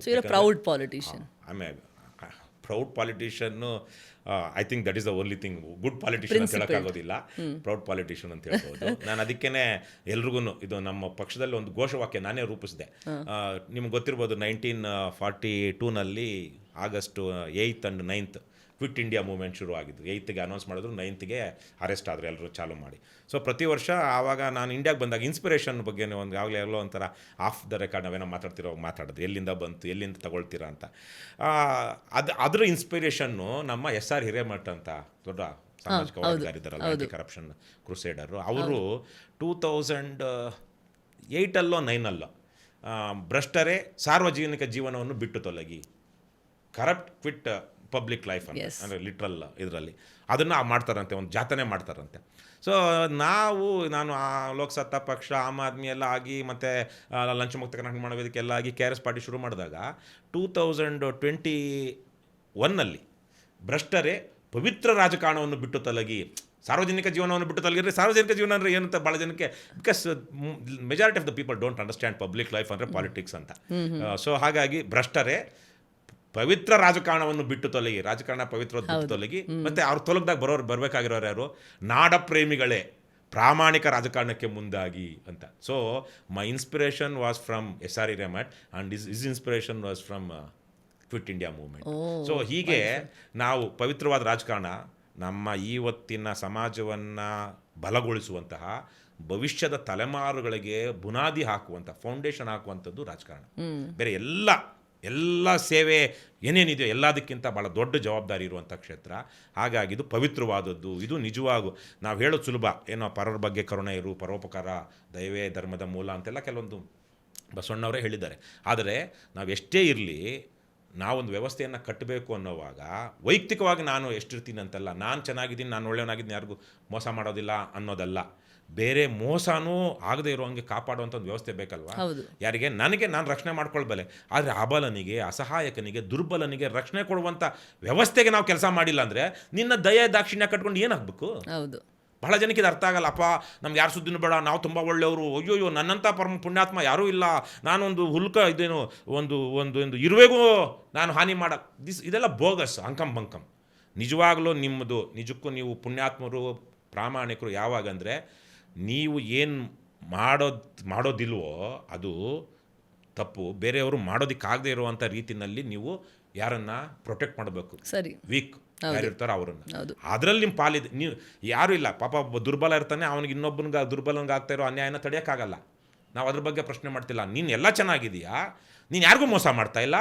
ಆದರೆ ಇನ್ನೊಬ್ಬ ಬಡವನಿಗೋ ದುರ್ಬಲನಿಗೋ ಮಾಡೋ ಆ ಮೋಸನ ತಡೆಯೋ, ಅನ್ಯಾಯವನ್ನು ತಡೆಯೋ ಶಕ್ತಿ ನಿನಗಿದೆ, ನೀನು ತಡೀತಾ ಇಲ್ಲ. ಯಾಕೆ? ಅದೇ ಅವರು ಜನ ಭಾವಿಸೋದು. ಈಗ ಭೀಷ್ಮ, ದ್ರೋಣ ಇವರೆಲ್ಲ ಮಹಾಭಾರತದಲ್ಲಿ ಅವ್ರು ಒಂದು ಪ್ರಿನ್ಸಿಪಲ್ ಸ್ಟ್ಯಾಂಡ್ ತಗೊಂಡಿದ್ರೆ ಮಹಾಭಾರತನೇ ನಡೀತಾ ಇರಲಿಲ್ಲ. ಸ್ವಾರ್ಥ ಅಲ್ವಾ? ಸ್ವಾರ್ಥ, ದೌರ್ಬಲ್ಯ, ಬೇರೆದು ಏನೋ ಮನುಷ್ಯ ಅದು ಅಂತೂ ಅವರು ಆ ಥರದವರು ಅಂತ ಅನ್ಸೋದಿಲ್ಲ ನಮಗೆ. ಆದರೆ ಅವ್ರದ್ದು ಏನೇನೋ ಒಂದು ಪ್ರಿನ್ಸಿಪಲ್ಸ್ ಇರಬಹುದು ಬೇರೆ ರೀತಿಲಿ. ಆದರೆ ನಾವು ಪುರಾಣವನ್ನು ಹೊರಗಿಟ್ಟು ನೋಡಿದಾಗ ಎಷ್ಟೋ ಸಂದರ್ಭದಲ್ಲಿ ಕೆಲವೊಂದು ಜನರಿಗೆ, ವಿಶೇಷವಾಗಿ ಶ್ರೀಮಂತರಿಗೆ, ಸ್ವಲ್ಪ ಶಕ್ತಿ ಸಾಮರ್ಥ್ಯ ಇರುವಂಥ ರಾಜಕಾರಣಿಗಳಿಗೆ, ಬಲಿಷ್ಠರು ಅಬಲರ ಮೇಲೆ ಮಾಡುವಂತಹ ದೌರ್ಜನ್ಯವನ್ನು ನಿಲ್ಲಿಸುವ ತಾಕತ್ತಿರುತ್ತೆ ಅವ್ರ ಮಾತಿಗೆ, ಅವರ ಪೆನ್ನಿಗೆ, ಅವರ ಇದಕ್ಕೆ. ಆದರೆ ಅವ್ರು ಮಾಡೋದಿಲ್ಲ. ಸೆಲ್ಫ್ ಇಂಟ್ರೆಸ್ಟ್ ಇರಬಹುದು, ಪುಕ್ಕಲ್ತನ ಇರಬಹುದು, ಅವ್ರ ಲಾಂಗ್ ಟರ್ಮ್ ಸೆಲ್ಫ್ ಇಂಟ್ರೆಸ್ಟ್ಗಳಿರಬಹುದು, ಇಂಟ್ರೆಸ್ಟ್ ಇರಬಹುದು. ಇನ್ನೊಂದು ಕಾರಣ ಇದೆ, ನಾನು ಮಾಡಿಬಿಟ್ರೆ ಎಲ್ಲರೂ ಬೆಳೆದು ಬಿಡ್ತಾರೆ ಅಂತ. ಅದನ್ನು ಸ್ವಾರ್ಥ, ಅದೊಂದು ರೀತಿಯಲ್ಲಿ ಅದೇ ಹಾಗೇನೆ. ಅಂದರೆ ಅವರಿಗೆ ಅವರು ಬದ್ಧತೆ ಇರೋದಿಲ್ಲ, ಅವ್ರು ಹೇಳೋ ವಿಚಾರಗಳಿಗೆ ಅಥವಾ ಅವ್ರು ಮಾಡುವಂಥ ವಿಚಾರಗಳಿಗೆ ಬೇರೆ ಆಯಾಮಗಳು ನೋಡಿರೋದಿಲ್ಲ. ಹಾಗಾಗಿ ರಾಜಕಾರಣ ಪರಮ ಪವಿತ್ರವಾದದ್ದು. ನೀವು ರಾಜಕೀಯಕ್ಕೆ ಬಂದ್ರಿ, KRS ಪಾರ್ಟಿ ಕಟ್ಟಿದ್ದೀರಾ, ಅಲ್ಲಿ ನಿಮಗೆ ಹಿನ್ನೆಲೆ ಇಲ್ಲ ಪಾಲಿಟಿಕ್ಸಲ್ಲಿ. ನಿಮ್ಮ ಹತ್ರ ಆ ಥರ ಒಂದು ಪಾರ್ಟಿ ಕಟ್ಟಕ್ಕೆ ಸಾವಿರಾರು ಕೋಟಿ ಆ ಥರ ಇಲ್ಲ. ಆಮೇಲೆ ನಿಮಗೆ ನೆಟ್ವರ್ಕು ಇರಲಿಲ್ಲ, ನೀವೇನು ಆ ಥರ ಬ್ಯಾಕ್ಗ್ರೌಂಡಿಂದ ಬಂದಿಲ್ಲ. ಸೊ ಅದು ಹೇಗೆ ಕಟ್ಟಿದ್ರಿ? ನೋಡಿ, ಯಾವುದೋ ಒಂದು ರೀತಿಯಲ್ಲಿ ಸೆಲೆಬ್ರಿಟಿ ಅಥವಾ ಇನ್ನೊಂದೇನೋ ಪೊಲಿಟಿಷಿಯನ್ ಆಗಿ ಎಲೆಕ್ಷನ್ಗೆ ನಿಲ್ಲೋದಕ್ಕೆ ಪಾರ್ಟಿ ಕಟ್ಟೋವಾಗ ಎಷ್ಟೋ ಸಂದರ್ಭದಲ್ಲಿ 100 ಕೋಟಿ ಕೊಟ್ಟಿದ್ದಾರೆ ನಮ್ಮ ರಾಜ್ಯದಲ್ಲಿ. ಎಷ್ಟೋ ರಾಜಕಾರಣಿ ಅವರೇ 100 ಕೋಟಿ ಇಟ್ಕೊಂಡು ರಾಜಕಾರಣಕ್ಕೆ ಬಂದಿದ್ದಾರೆ. ವಿಜಯ್ ಮಲ್ಯ ಇರಬಹುದು, ದೇವೇಗೌಡರೇ ಪಾರ್ಟಿ ಮಾಡಿದ್ರು, ಬಂಗಾರಪ್ಪ ಮಾಡಿದ್ರು, ದೇವರಾಜ್ ಅರಸ್ ಮಾಡಿದ್ರು, ದೊಡ್ಡ ಈಗ ಶ್ರೀರಾಮುಲು ಅವರು ಅದೇ ಥರ ಬಹಳ ದೊಡ್ಡ ಶ್ರೀಮಂತಿಕೆ ಇದ್ದಂಥವ್ರು ಹೇಗೆ ದುಡ್ಡು ಮಾಡಿದ್ರು ಅನ್ನೋದೆಲ್ಲ ಮಾಡಿದ್ರು. ಆದರೆ ಎಲ್ಲ ಟೈಮಲ್ಲೂ ಜನ ಬೆಂಬಲಿಸ್ತಿಲ್ಲ. ಮತ್ತು ಅವ್ರು ಮಾಡಿದಂಥ ಮಾಡೆಲ್ಗಳೇನಿದೆ ಅವು ಫೇಲ್ ಆಗಬೇಕಾಗಿರುವಂಥವು, ಫೇಲ್ ಆಗಬೇಕಾಗಿರುವಂಥವು. ಸೊ ರಾಜಕಾರಣದಲ್ಲಿ, ಪ್ರಜಾಪ್ರಭುತ್ವದಲ್ಲಿ ಜನನೇ ರಾಜಕೀಯ ಪಕ್ಷಗಳನ್ನು ಪೋಷಿಸಬೇಕು. ದೇಶಕ್ಕೆ ಸ್ವಾತಂತ್ರ್ಯ ಬರೋದರಲ್ಲಿ ಒಂದು ಇಡೀ ದೇಶವನ್ನು ಸಿದ್ಧ ಮಾಡಿದ್ದು ಕಾಂಗ್ರೆಸ್ ಸಂಸ್ಥೆ. ಯಾವುದು ಮಹಾತ್ಮ ಗಾಂಧೀಜಿಯವರು, ಅದಕ್ಕಿಂತ ಅನಿ ಬೆಸೆಂಟ್ ಅವರೆಲ್ಲ ಸೇರಿ ಮಾಡಿದಂಥ ಒಂದು ಸಂಸ್ಥೆ. ಗಾಂಧೀಜಿಯವ್ರು ಬರೋ ತನಕನೂ ಬಹುತೇಕವಾಗಿ ಅದೊಂಥರ ಎಲಿಟ್ ಕ್ಲಬ್. ಎಲ್ಲ ಸೂಟು ಬುಟ್ಟು ಹಾಕ್ಕೊಂಡಿರುವಂತಹ ಅಡ್ವೊಕೇಟ್ಗಳು, ಲಾಯರ್ಗಳು, ಬ್ಯಾರಿಸ್ಟರ್ಗಳು ಹೋಗಿ ಬ್ರಿಟಿಷರಿಗೆ, ಗವರ್ನರ್ ಜನರಲ್ಗೆ ಮನವಿ ಪತ್ರ ಕೊಡುವಂತಹ, ಅಲ್ಲಿ ಅವರು ಇವತ್ತಿನ ಫೋಟೋ ಆಪ್ ಅಂತೀವಲ್ವ ಆ ತರಹದ ಒಂದು ಸಂಸ್ಥೆ ಆಗಿತ್ತು. ಅಷ್ಟೊತ್ತಿಗೆ ಸ್ವಲ್ಪ ಇವರು ಗೋಖಲೆ ಅವರು ಬಂದಿದ್ದರು, ತಿಲಕ್ ಅವರು ಬಂದಿದ್ದರು, ಸ್ವಲ್ಪ ಬಿಸಿ ಮಾಡ್ತಾಯಿದ್ರು ಅವರು. ಆದರೆ ಆವಾಗಲೂ ಕಾಂಗ್ರೆಸ್ ಅಂದರೆ ಒಂದು ವರ್ಗ, ಅದೇ ಥರದ ಬ್ಯಾರಿಸ್ಟರ್ಗಳಿರುವಂತಹ ಅಥವಾ ಶ್ರೀಮಂತರು, ಯಾರೋ ದೊಡ್ಡ ಶ್ರೀಮಂತರು, ರಾಜರ ಅಲ್ಲದಂತಹ ಶ್ರೀಮಂತರು ಯಾರಿದ್ರು, ಜಮೀನ್ದಾರರು, ಅವರಲ್ಲಿ ಒಂದಷ್ಟು ಜನ ತಿಳುವಳಿಕೆ ಇದ್ದಂಥವ್ರು. ಆದರೆ ಗಾಂಧಿ ಬಂದ ಮೇಲೆ ಅವರು ಚಾರಾಣ ಮೆಂಬರ್ಶಿಪ್ ಅಂತ ಮಾಡಿದ್ರು. ಕಾಂಗ್ರೆಸ್ ಅನ್ನುವಂಥದ್ದು ಒಂದು ಸಂಸ್ಥೆ, ಯಾರು ಬೇಕಾದರೂ ಇದಕ್ಕೆ 25 ಪೈಸೆ, ಆವತ್ತಿಗೆ 25 ಪೈಸೆ, ಇವತ್ತು ಬಹುಶಃ 100-200 ರೂಪಾಯಿ, 300-500 ರೂಪಾಯಿ ಇರ್ಬೋದೇನೋ, ಯಾರು ಬೇಕಾದ್ರೂ 4 ಆಣೆ ಕೊಟ್ಟು ಸದಸ್ಯರಾಗಿ ಈ ಸ್ವಾತಂತ್ರ್ಯ ಹೋರಾಟದಲ್ಲಿ ಪಾಲ್ಗೊಳ್ಬೋದು ಅಂತ ಮೆಂಬರ್ಶಿಪ್ ಓಪನ್ ಮಾಡಿದ್ರು. ಸೊ ಡೆಮಾಕ್ರಟೈಸ್ ಆಗ್ಬಿಡ್ತು ಇಡೀ ಮೂವ್ಮೆಂಟು. ಅಲ್ಲಿ ತನಕ only elite people, rich people who had certain education, certain vision ಇದ್ದಂಥವ್ರು ಮಾತ್ರ ರಾಜಕೀಯ ವಿಚಾರಗಳ ಬಗ್ಗೆ ಮಾತಾಡ್ತಾ ಇದ್ರು. ಆದರೆ ಯಾವಾಗ ಈ ಕಾಂಗ್ರೆಸ್ ಅನ್ನುವಂಥ ಹೋರಾಟಗಳಲ್ಲಿ ಜನನೂ ಭಾಗವಹಿಸ್ಬೋದು ಅಂತ ಆಯಿತು, ಇಡೀ ದೇಶದಲ್ಲಿ ಆ ಮಟ್ಟಿಗೆ ಒಂದು ಸ್ವಾತಂತ್ರ್ಯ ತಗೊಳ್ಳುವಂಥ 4 ಆಣೆ ಕೊಡುವಂಥ ಜನನೂ ಸಹ ಕಾಂಗ್ರೆಸ್ ಸಂಸ್ಥೆ ಮೂಲಕ ಲಕ್ಷಾಂತರ ಜನ ಸೇರಿಕೊಂಡು, ಆವಾಗಲೇ ಗಾಂಧಿ ಬಂದ ಮೇಲೇ ಲಕ್ಷಾಂತರ ಜನ ಸಭೆಗಳಲ್ಲಿ ಸೇರೋದಕ್ಕೆ ಭಾಗವಹಿಸಿದ್ದು. ಕರ್ನಾಟಕದ ಒಬ್ಬರು ನಾಸು ಹರ್ಡೀಕರ್ ಅಂತ, ನಾರಾಯಣ್ ಹರ್ಡೀಕರ್ ಅಂತ, ನಿಮಗೆ ಗೊತ್ತಿರಲಿ, ಅವರು ಸೇವಾದಳ ಅಂತ ಮಾಡ್ತಾರೆ. ಆವತ್ತಿಗೆ ಇವತ್ತೇನು ನಾವು RSS ಚಡ್ಡಿ ಲಾಠಿ ನೋಡ್ತೀವಲ್ವಾ, ಅದೇ ಟೈಮಲ್ಲಿ ಅದಕ್ಕಿಂತ ಮೊದಲೇ ಚಡ್ಡಿ ಲಾಠಿ ಹಿಡಿದವರು ಅವರು. ಯಾಕೆ ಆವತ್ತಿಗೆ ಕಾಂಗ್ರೆಸ್ಸು ಹೋರಾಟ ಮಾಡಿದಾಗ 1920s ಆ ಕಾಂಗ್ರೆಸ್ ಈವೆಂಟ್ಗಳನ್ನ ಮ್ಯಾನೇಜ್ ಮಾಡಬೇಕಲ್ಲ ಯಾರಾದ್ರೂ, ಅಲ್ಲೇನು ಗಲಭೆ ಆಗದಿರೋ ಹಂಗೆ ವಾಲಂಟಿಯರ್ಸ್ ಯಾರು ಮಾಡಬೇಕಲ್ಲ, ಅದಕ್ಕೇನೋ ಒಂದು ವಾಲಂಟಿಯರ್ ಪಡೆನ ಕಟ್ತಾರೆ, ಭಾರತೀಯ ಸೇವಾದಳ್ ಅಂತ. ಅದರ ಅವ್ರ ಫೌಂಡರ್ ಅವರು first president was Jawaharlal Nehru. ಇವತ್ತು ನೀವು ನೋಡ್ಬೋದು, ಒಂದು ಕಪ್ಪು ಪ್ಯಾಂಟು ಚಡ್ಡಿ ಹಾಕ್ಕೊಂಡು, ಒಂದು ಬಿಳಿ ಕಾಕಿದ್ದು ಕಪ್ಪಿಂದು ಚಡ್ಡಿ ಹಾಕ್ಕೊಂಡು, ಶರ್ಟ್ ಒಂದು ತುಂಬ ತೋಳಿನ ಶರ್ಟ್ ಹಾಕ್ಕೊಂಡು ಲಾಠಿ ಹಿಡ್ಕೊಂಡು ನಿಂತು ಕೂತಿರೋ ನೆಹರು ಫೋಟೋ ಇದೆ. ಅವರು ಈ NS ಹರ್ಡೀಕರ್ ಅನ್ನುವಂಥವರು ನಮ್ಮ ಇವತ್ತಿನ ಹಾವೇರಿ ಜಿಲ್ಲೆಯ ಹಾನಗಲ್ ತಾಲೂಕಿನ ತಿಳುವಳ್ಳಿ ಅನ್ನುವಂಥ ಗ್ರಾಮದವರು. ಅವ್ರ ಹೆಸರಲ್ಲಿ ಘಟಪ್ರಭಾದಲ್ಲಿ ಒಂದು ದೊಡ್ಡ ಸಮಾಧಿನಿದೆ. He was a 2 term MP. So ಆವತ್ತಿಗೆ ಆ ಥರದವರೆಲ್ಲ ವಿದ್ಯಾವಂತರೆಲ್ಲ ಕಾಂಗ್ರೆಸ್ ಸಂಸ್ಥೆಗೆ ಬಂದು ಈ ಥರದ ಕೆಲಸ ಎಲ್ಲ ಮಾಡೋಕ್ಕೆ ಶುರು ಮಾಡಿದ್ರು. ಮೊದಲೆಲ್ಲ ಎಲ್ಲಿ ದೊಡ್ಡ ದೊಡ್ಡ ಇವತ್ತಿನ 5 ಸ್ಟಾರ್ ಹೋಟ್ಲ್ ಅನ್ನೋಗೆ ಆವತ್ತಿನ ದೊಡ್ಡ ದೊಡ್ಡ ಇದರಲ್ಲಿ ನಡೀತಾ ಇತ್ತು, ಅರಮನೆಗಳಲ್ಲಿ. ಆದರೆ ಲಕ್ಷಾಂತರ ಜನ ಭಾಗವಹಿಸುವಂಥ ಸಂದರ್ಭದಲ್ಲಿ ಸೊ ಗಾಂಧಿ ನಮಗೆ ಈ ವಿಚಾರದಲ್ಲಿ ಪ್ರೇರಣೆ ಆಗಬೇಕು. ಯಾವುದೇ ರಾಜಕೀಯ ಪಕ್ಷಕ್ಕೆ ಜನರ ಸಹಭಾಗಿತ್ವದಲ್ಲಿ, ಜನರ ದೇಣಿಗೆಯಲ್ಲಿ ರಾಜಕೀಯ ಪಕ್ಷ ನಡೀಬೇಕು. ಇವತ್ತು ಅಮೆರಿಕದಲ್ಲಿ ಹಾಗೆ ನಡೀತಿರೋದು. ಇನ್ನು ಟ್ರಂಪ್ ಒಬ್ಬ ಅಬರೇಷನ್, ಅವನೇ ದುಡ್ಡು ಇಟ್ಕೊಂಡು ಬಂದ. ಒಬಾಮಾಗೆ ಎಲ್ಲಿತ್ತು ದುಡ್ಡು? ಒಬಾಮಾಗೆ ಎಲ್ಲಿತ್ತು? Bill Clinton at least he was 2 term ಒಂಥರ ಇದಾಗಿದ್ದ, ಪ್ರೆಸಿಡೆಂಟ್ ಆಗೋದಕ್ಕೆ ಮೊದಲು 2 ಟರ್ಮ್ ಗವರ್ನರ್ ಆಗಿದ್ದ. Obama was just a senator and you was an ordinary background. ಅದರಲ್ಲೂ ತುಂಬ ಆರ್ಡಿನರಿ ಬ್ಯಾಕ್ಗ್ರೌಂಡು, ಆರ್ಡಿನರಿ ಎಕ್ಸೆಪ್ಷನಲಿ, ಬೇರೆ ಕಾರಣಕ್ಕೆ ಎಕ್ಸೆಪ್ಷನಲ್ಲು. ಆದರೆ ಜನ ದೇ ಗೇವ್ $2 billion ಡ್ಯೂರಿಂಗ್ ಒಬಾಮಾಸ್ ಇದರಲ್ಲಿ. ಹಿಲರಿ ಕ್ಲಿಂಟನ್ಗೂ ಅಷ್ಟೇ. ಆ ಥರದಲ್ಲಿ ನಮ್ಮದೇ ದೇಶದಲ್ಲಿ 1 ವೋಟು 1 ನೋಟು ಅಂತ ನಮ್ಮ ರಾಜ್ಯದಲ್ಲಿ ಶಾಂತವೇರಿ ಗೋಪಾಲಗೌಡರು 52-60 ಅದನ್ನ ಪಾಪ್ಯುಲರೈಸ್ ಮಾಡಿದರು. ಆವಾಗ ಜನರೇ ಅವ್ರು ಕೊಟ್ಟಾಗ ಅವರ ಪ್ರತಿನಿಧಿಯ ಕತ್ತಿನ ಪಟ್ಟಿ ಇವ್ರ ಕೈಯಲ್ಲಿರುತ್ತೆ. ಜನ ಯಾರೋ ಇನ್ನೊಬ್ಬರು ದುಡ್ಡು ತಂದು ಹಾಕಿದಾಗ ಅದಿರೋದಿಲ್ಲ. ಸೊ ನಾವು ಇದು ಮಾಡೋದಕ್ಕೆ ನಮ್ಮ ಪಕ್ಷದ ದೇಶಗಳಲ್ಲಿ ಇದು ನಾವು ಇದನ್ನು ಜನರ ಪಕ್ಷವಾಗಿಗೊಳಿಸ್ಬೇಕು, ಜನರ ಸಂಘಟನೆಯಾಗೊಳಿಸ್ಬೇಕು, ಮತ್ತು ಇದು ಒಂದು ಕುಟುಂಬದ ಒಂದು ವ್ಯಕ್ತಿಯ ಅಧೀನಕ್ಕೆ ಬರಬಾರ್ದು ಅಂತ. Today I am not the president of KRS party, I am the honorary president because we had 2 term limits. ಅಮೆರಿಕದಲ್ಲಿ ಪ್ರೆಸಿಡೆಂಟ್ಸ್ಗೆ ಇದೆಲ್ಲ ಇದ್ದ ಹಾಗೆ 1 ಟರ್ಮ್ಗೆ 3 ವರ್ಷ, 2 ಟರ್ಮ್ ಆದರೆ 2 ಟರ್ಮ್ಗಿಂತ ಮೇಲೆ ಅದೇ ಪೊಸಿಷನಲ್ಲಿ ಮುಂದುವರಿಬಾರ್ದು ಅಂತ. ಸೊ ನಾನು 2 ಟರ್ಮ್ಗೆ ಪ್ರೆಸಿಡೆಂಟ್ ಆಗಿದ್ದೆ 2019 2015 ತನಕ. 2015ಗೆ 2 ಟರ್ಮ್ ಮುಗೀತು. ನಾವು someone else has come and taken the reins. So ಈ ಥರದ ಟರ್ಮ್ ಲಿಮಿಟ್ಸ್ ಇಲ್ಲದೆ ಇದ್ದಾಗ ಇದು ಒಬ್ಬ ವ್ಯಕ್ತಿಯ ಅಧೀನಕ್ಕೆ ಹೋಗೋದಿಲ್ಲ. ಇಷ್ಟೊಂದು ಯೋಚನೆ ಮಾಡಿ ಆಮೇಲೆ ಇದನ್ನು ಕಟ್ಟಿದ್ರ ಸರ್ ನೀವು? ಇವೆಲ್ಲ ಯೋಚನೆ ನಾನು 2000 ಒಂದು ಅಪೂರ್ಣವಾದ ಒಂದು ಕಾದಂಬರಿ. I am A very good writer. ನನಗೆ ಆದರೆ ಬೇರೆ ಕಾರಣದಿಂದಾಗ ನಾನು ಕೆಲವೊಂದು ಬರೆಯೋದಕ್ಕೆ ಇಷ್ಟ ಆಗಲ್ಲ, ಅಥವಾ ಅದರಿಂದ ಕೆಲವೊಂದೇನು ಸಾಧನೆ ಆಗುತ್ತೆ ಅಂತ ಅನ್ನಿಸ್ತಾ ಇಲ್ಲ. 2011 ನಾನೊಂದು ಅರ್ಧ ಮುಕ್ಕಾಲು ಕಾದಂಬರಿ ಮುಗಿಸಿ ಬಿಟ್ಟಿದ್ದೆ.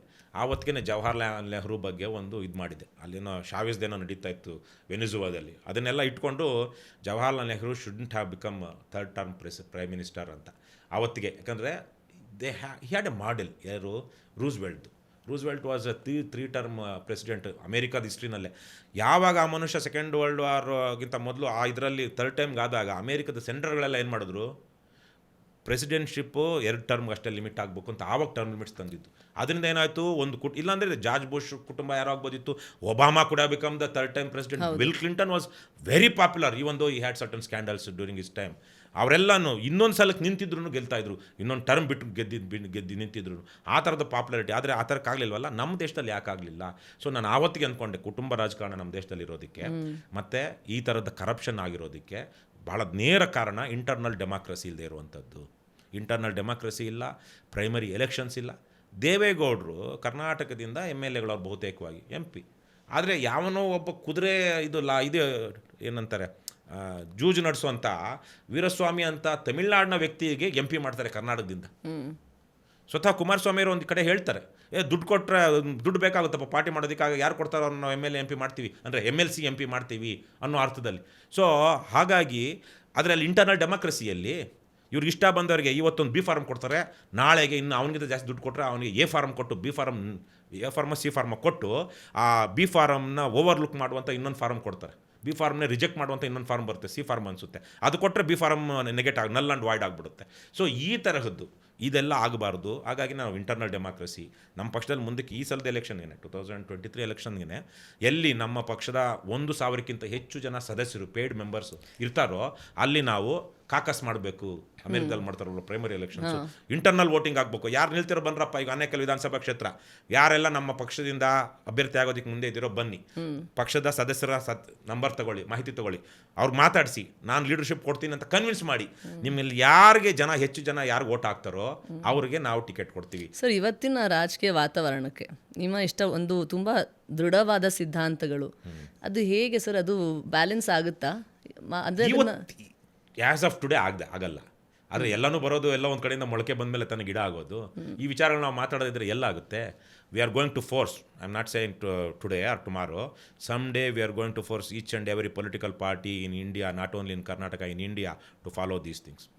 ಅವ್ರ ಇಂಟರ್ನಲ್ ಡೆಮಾಕ್ರಸಿ ಬರುತ್ತೆ, ಪ್ರೈಮರಿ ಎಲೆಕ್ಷನ್ಸ್ ಆಗುತ್ತೆ. ಒಂದಲ್ಲ ಒಂದು ದಿವಸ election commission will ensure party office bearers election ಕೂಡ.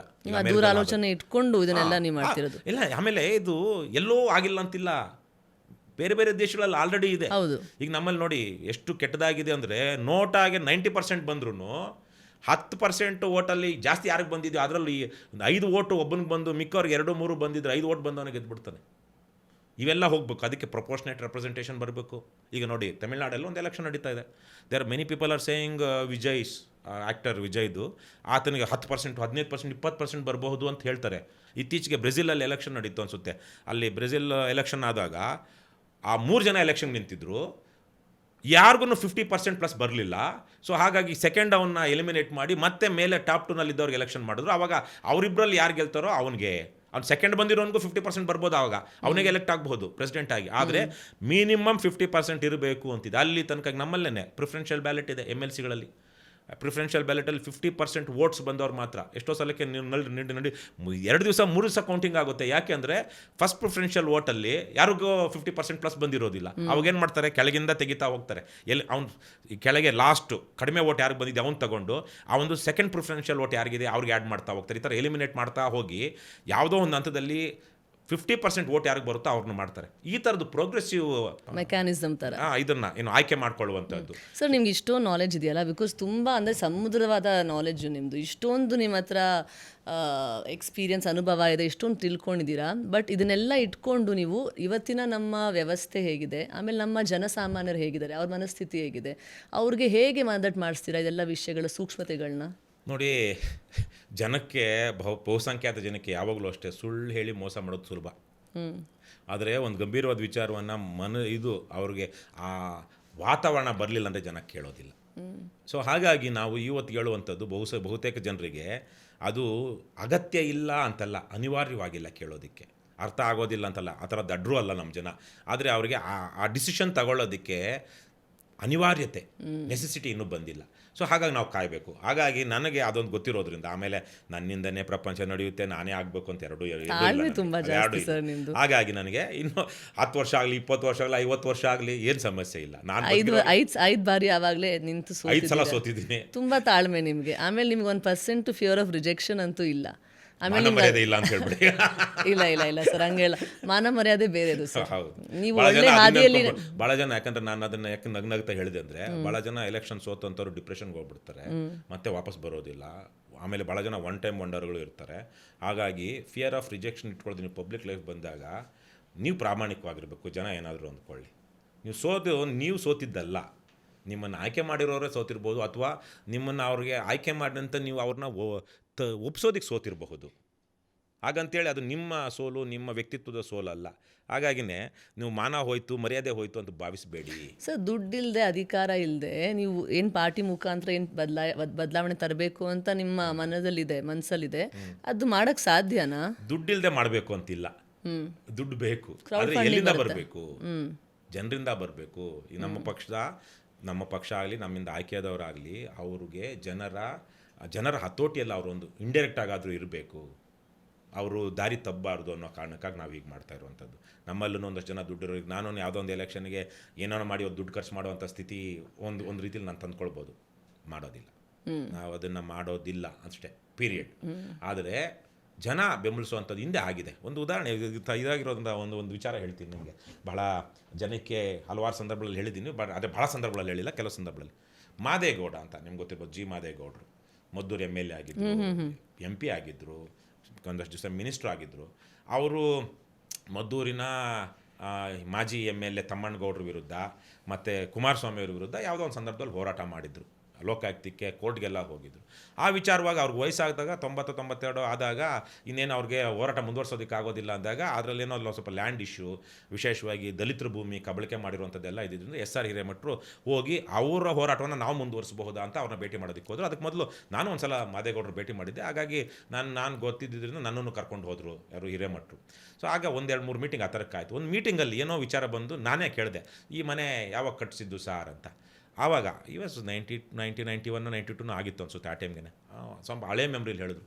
ಇದು ನಾನು ಮೊದಲು ಸಲ ಎಲೆಕ್ಷನ್ ನಿಂತಾಗ ಮದ್ದೂರಿಂದ ಎಲ್ಲ ಜನ ಸೇರಿ 15,000 ರೂಪಾಯಿ ಕಲೆಕ್ಟ್ ಮಾಡಿದ್ರು ಎಲೆಕ್ಷನ್ ಖರ್ಚಿಗೆ ಅಂತ. ಅವ್ರು 1960s ಹೇಳ್ತಾ ಇರೋದು. ಆವತ್ತಾದಾಗ 12,000 ರೂಪಾಯಿ ಖರ್ಚಾಯಿತು ಎಲೆಕ್ಷನ್ಗೆ, ಗೆದ್ದೆ. ಇನ್ನೂ 3,000 ಉಳೀತು. ಈ 3,000 ಏನು ಮಾಡಬೇಕಪ್ಪ, ವಾಪಸ್ ಮಾಡಿಬಿಡೋದ, ಯಾರಿಗೆ ಮಾಡೋದು ಏನು ಅಂತ ಮಾತಾಡಿದಾಗ ನಮ್ಮ ಜನ ಹೇಳಿದ್ರು, ಗೌಡ್ರೆ ನಿಮಗೆ ಮಂಡ್ಯದಲ್ಲಿ ಉಳ್ಕೊಳ್ಳೋಕ್ಕೆ ಜಾಗ ಇಲ್ಲ, ಮನೆ ಇಲ್ಲ, ಹಾಗಾಗಿ ಈ ದುಡ್ಡನ್ನು ತಗೊಂಡೋಗಿ ಒಂದು ಸೈಟ್ ತೊಗೊಂಡು ಮನೆ ಕಟ್ಕೊಳ್ಳಿ ಅಂದರು. ಆವಾಗ ಆ 3,000 ತಂದು ಇಲ್ಲಿ ಸೈಟ್ ತಗೊಂಡು ಆಮೇಲೆ ಸಾಧ್ಯ ಆದಾಗ ಮನೆ ಕಟ್ಕೊಂಡೆ ಅಂಥೇಳಿ. ಸೊ ಈ ಥರಕ್ಕೆ ಜನ, ಅದಕ್ಕೇ ಮಾದೇಗೌಡರಂಥವ್ರು ಬಹುತೇಕವಾಗಿ ಕೊನೆ ತನಕ ನಾವು ಭ್ರಷ್ಟರಾಗಲಿಲ್ಲ. ಅವರು ಬೇರೆ ಬೇರೆ ಪಕ್ಷ ಹೋದರು, ಏನೇನೋ ಮಾಡಿದ್ರು ಕೆಲವೊಂದು ಸಲಕ್ಕೆ. ಆದರೆ ನೀರಾವರಿ ಬಗ್ಗೆ, ಕಾವೇರಿ ಇದ್ರ ಬಗ್ಗೆ, ಮಂಡ್ಯದ ಬಗ್ಗೆ ಅವ್ರಿಗಿದ್ದ ಬದ್ಧತೆಯನ್ನು ಯಾರೂ ಪ್ರಶ್ನೆ ಮಾಡೋದಿಲ್ಲ. ಮತ್ತು ಅವರೂ ಅಷ್ಟೇ ಸಣ್ಣ ಪುಟ್ಟದಾಗ ರಾಜಿ ಮಾಡ್ಕೊಂಡಿರ್ಬೋದು, ಆದರೆ ಭ್ರಷ್ಟ ಅಂತ ಯಾವತ್ತೂ ಅನ್ಸ್ಕೊಳ್ಳಿಲ್ಲ. ಯಾಕಂದರೆ ಅವ್ರಿಗೆ ಗೊತ್ತಿತ್ತು, ನಾನು ಇವತ್ತು ಏನಾಗಿದ್ದೀನಿ ಅದು ಯಾರಿಂದ, ಜನ ನನ್ನನ್ನು ಗೆಲ್ಲಿಸಿದ್ದು. ನಾನು ಮನೆಯಿಂದ ದುಡ್ಡು ತಂದು ಅಥವಾ ನನ್ನ ದರ್ಪ ದಬ್ಬಾಳಿಕೆ ತೋರಿಸಿ ಅಥವಾ ನಾನೇನೋ ಭಾಳ ದೊಡ್ಡ ಮನುಷ್ಯ ಅಂತ ಜನ ಓಟ್ ಹಾಕಲಿಲ್ಲ. ಅವರವರನ್ನೇ ಯೋಚನೆ ಮಾಡಿ ಇವ್ನು ಒಳ್ಳೆಯವನು, ಇವ್ರು ನಾವು ಗೆಲ್ಲಿಸ್ಬೇಕು ಅಂತೇಳಿ ಅವ್ರು ಖರ್ಚು ಮಾಡಿ ಗೆಲ್ಲಿಸಿರೋದು. ನನ್ನ ಲಾಯಲ್ಟಿ ಜನ ಹಿತದಲ್ಲಿದೆ ಅಂತ. ಸೊ ಇವತ್ತು ಎಲ್ಲಿದೆ ಅದು? ಸೊ ಹಾಗಾಗಿ ಆ ಥರದ ಒಂದು ವ್ಯವಸ್ಥೆ ಬರಬೇಕಲ್ವಾ. ನಾವು ಆಮೇಲೆ ಇವೆಲ್ಲ ನಮಗೆ ಇನ್ಸ್ಪಿರೇಷನ್ಗಳಾಗಬೇಕು. ಆಮೇಲೆ ಹಿಂದೆ ಇದ್ದ ಒಳ್ಳೆಯ ಗುಣಗಳನ್ನ ಮತ್ತೆ ನಾವು ಆವಾಗ ಮುಂದುವರಿಸ್ಬೇಕು. ಒಂದು ಕಾಲದಲ್ಲಿ ಹೋಗ್ಬಿಡುತ್ತೆ, ಕಳೆದೋಗುತ್ತೆ. ಆದರೆ ಈಗ ನೋಡಿ, 2-3 ತಲೆಮಾರಿನ ಹಿಂದಿನ ಯಾವುದೋ ಒಂದು ಜೀನು ಈಗಿನ ನಮ್ಮ ಮುಂದಿನ ಮಕ್ಕಳಲ್ಲಿ, ನಮ್ಮ ತಾತನಿಗಿರೋ ಅಂಥ ಟ್ರೈಟ್ಸು ನಮ್ಮ ಮಕ್ಕಳಲ್ಲಿ ಬರುತ್ತೆ. ನಮ್ಮನ್ನು ಮಿಸ್ ಆಗಿಬಿಟ್ಟಿರುತ್ತೆ. ಅದು ನಮಗೆ ನಮ್ಮ ಅಪ್ಪನಿಗೆ ಮಿಸ್ ಆಗಿರುತ್ತೆ, ನಮ್ಮ ತಾತಂದು ನಮ್ಮ ಮಕ್ಳಿಗೆ ಬರುತ್ತೆ. ಇದು ಏನು ನೀವು ಎವಲ್ಯೂಷನಲ್ಲಿ ನೋಡಿದಾಗ, ಜೀನ್ಸ್ ಇದರಲ್ಲಿ ನೋಡಿದಾಗ ಹೀಗಾಗುತ್ತೆ. ಯಾವುದೋ ಒಂದು ಟ್ರೈಟ್ಸು, ಅವ್ನ ಎತ್ತರ ಬೆಳೆಯೋದಕ್ಕೆ ನಾನು ನಮ್ಮ ಅಪ್ಪ ಎತ್ತರ ಇಲ್ಲ, ನಮ್ಮ ತಾತ ಎತ್ತರ ಇದ್ರೆ ನನ್ನ ಮಗ ಎತ್ತರ ಆದ, ಸರಿ ಹೀಗೆ. ಹಾಗೆಯೇ ಹಿಂದೆ ನಮ್ಮ ಈಗ ಮಾದೇಗೌಡರು ಅಂತವರು, ಶಾಂತವೇರಿ ಗೋಪಾಲ್ ಗೌಡ್ರು ಅಂತವರು, ಈ ಥರ ಅನೇಕ ಏನೇನು ಜನ, ಶಂಕರೇಗೌಡರು ಅಂತ ನಿತ್ಯ ಸಚಿವ ಅಂತ ಇದ್ರು. ಅವ್ರಿಗೆ ಇವತ್ತು ಸರ್ ಎಷ್ಟೊಂದು ಹೆಸರುಗಳು ತೊಗೊಂಡಿದ್ದೀರಾ ನೀವು. ಬಟ್ ಇವತ್ತು ಹುಡುಕಾಡಿದ್ರೆ ಯಾರನ್ನ ನಾವು ಆದರ್ಶ ಮಾಡ್ಕೊಳ್ಳೋದು ಅಂತ ನಿಜವಾಗ್ಲೂ ಇವತ್ತಿನ ಕೆರಿಯರ್ ಪೊಲಿಟಿಷಿಯನ್ಸ್ ಅಂತ ಏನಿದ್ದಾರೆ, ಅವರಲ್ಲಿ ಯಾರು ನನ್ನ ಒಬ್ಬರನ್ನು ಮಾಡಬಾರ್ದು, ಒಬ್ಬರು ಆದರ್ಶವಾಗಿ ತಗೊಳ್ಬಾರ್ದು.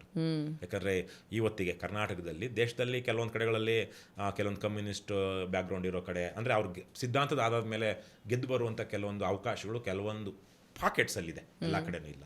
ಆದರೆ ಕರ್ನಾಟಕದಲ್ಲಂತೂ ಇಲ್ಲವೇ ಇಲ್ಲ.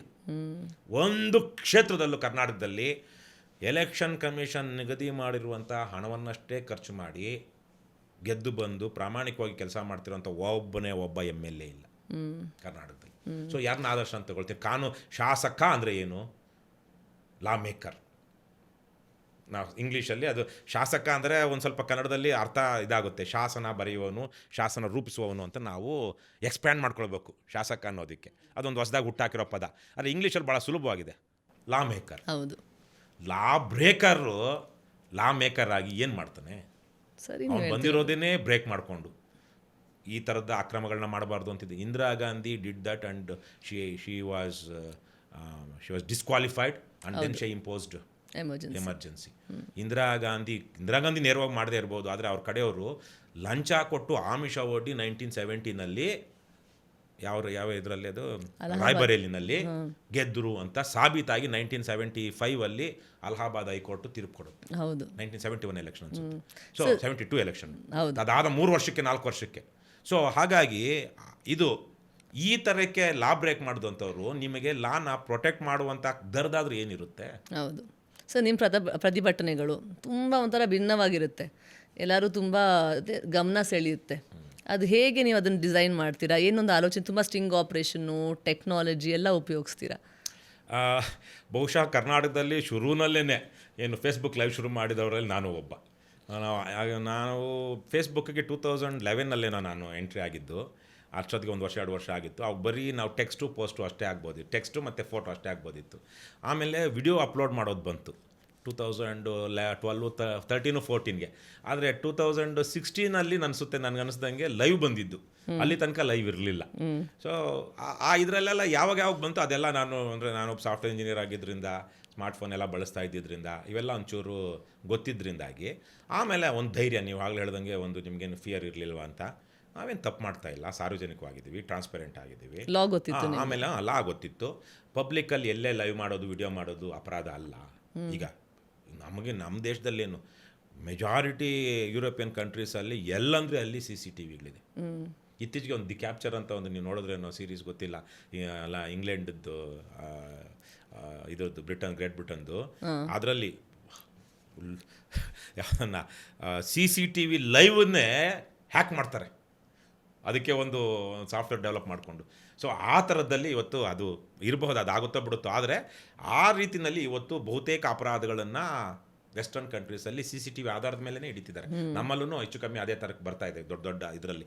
ಸೊ ಹಾಗಾಗಿ ಸಾರ್ವಜನಿಕವಾಗಿ ಯಾರದೇ ಫೋಟೋ ತೆಗೆಯೋದು, ವಿಡಿಯೋ ತೆಗೆಯೋದು, ಪ್ರಶ್ನೆ ಮಾಡೋದು ಯಾವುದೂ ಅಪರಾಧ ಅಲ್ಲ. ಡೆಮಾಕ್ರಸಿಲ್ಲ ಇರುವಂಥ ಪತ್ರಕರ್ತರು ಮಾಡ್ತಾರೆ. ಅಂದರೆ ಅವ್ರಿಗೆ ನಮಗಿಲ್ಲದ ವಿಶೇಷವಾದ ಅಧಿಕಾರ ಅವ್ರಿಗೇನಾದ್ರು ಇದೆಯಾ? ಇಲ್ವಲ್ಲ. ಜನರಿಗೆ ಏನ್ ಅನ್ಸುತ್ತೆ ಅಂದ್ರೆ ನಾವು ಮಾಡಬೇಕು, ಬಟ್ ನಾವು ಮಾಡೋಕ್ಕಾಗ್ತಾ ಇಲ್ಲ, ಅಧಿಕಾರ ಇಲ್ಲ, ಯಾರೋ ಪತ್ರಕರ್ತರು ಅಥವಾ ಯಾರೋ ಮಾಡಬಹುದು ಅಷ್ಟೇ ಅಂದ್ಕೊಂಡ್ಬಿಟ್ಟಿದ್ದಾರೆ. ಇಲ್ಲ, ಪಬ್ಲಿಕ್ಕಲ್ಲಿ ಸಾರ್ವಜನಿಕ ಸ್ಥಳದಲ್ಲಿ ಯಾರು ಬೇಕಾದ್ರೂ ಹಿಡಿಬೋದು. ಆದರೆ ಒಂದು ಸೂಕ್ಷ್ಮ ಇರುತ್ತೆ, ಮಹಿಳೆ ಇರ್ತು ಅವರ ಗೌರವಕ್ಕೆ ಘನತೆಗೆ ಚ್ಯುತಿ ಬರದ ರೀತಿಯಲ್ಲಿ ಅವರೇನೋ ಕಾಂಪ್ರಮೈಸಿಂಗ್ ಇದರಲ್ಲಿರುವಂಥದ್ದು ಅಥವಾ ಏನೋ ಒಂದು ರೀತಿಯಲ್ಲಿ ಬೇರೆ ಭಾವನೆ ತರುವಂಥದ್ದು ಅಂಥದ್ದನ್ನು ಮಾಡಬೇಡಿ. ಯಾಕಂದರೆ ಇಟ್ ವಿಲ್ ಮಾಡೆಸ್ಟಿಗೆ ಇದಾಗುತ್ತೆ ಅನ್ನೋ ಥರಕ್ಕೆ ಆ ಒಂದು ಪ್ರಜ್ಞೆ ಮಾಡೋಂಗಿರ್ಬೇಕು ಅಷ್ಟೇ ಹೊರತು ಮಿಕ್ಕಾಗೆ ನನ್ನ ಫೋಟೋ ತೆಗಿಬೇಡ ಅಂತ ಯಾರೂ ಹೇಳೋಕ್ಕಾಗೋದಿಲ್ಲ. ನೀ ಯಾಕೆ ಬಂದೆ ಮನೆಯಿಂದ ಹೊರಗೆ ಅಂತ ಕೇಳ್ತಾರೆ. ಯಾಕಂದ್ರೆ ಪಬ್ಲಿಕ್ ಇದ್ರೆ CCTV ಹಿಡಿತಾ ಇದೆ, ಅದಕ್ಕೂ ಈ ಕ್ರಿಯೇಟಿವ್ ಏನಕ್ಕೆ ಇದನ್ನು ಉಪಯೋಗಿಸ್ತಾ ಇದ್ದೀರಾ ಅಂತ. ಅದನ್ನೇ ನಾವು ಸರ್ಕಾರಿ ಕಚೇರಿಗಳಿಗೆ ಹೋದಾಗ ನಾನು 2001 ಇನ್ನೊಂದು ಇನ್ಸ್ಪಿರೇಷನ್ ಎಲ್ಲಿ ಬಂತು ಅನ್ನೋದಕ್ಕೆ 2015 ಆಮ್ ಆದ್ಮಿ ಪಾರ್ಟಿಲಿ ಇದ್ದಾಗ ಆವಾಗ BBMP ಎಲೆಕ್ಷನ್ ನಿಂತ್ಕೊಳ್ಳೋಂಥ ಒಂದು ಯೋಚನೆ ನಡೀತಾ ಇತ್ತು 2015 ಎಲೆಕ್ಷನ್ಗೆ.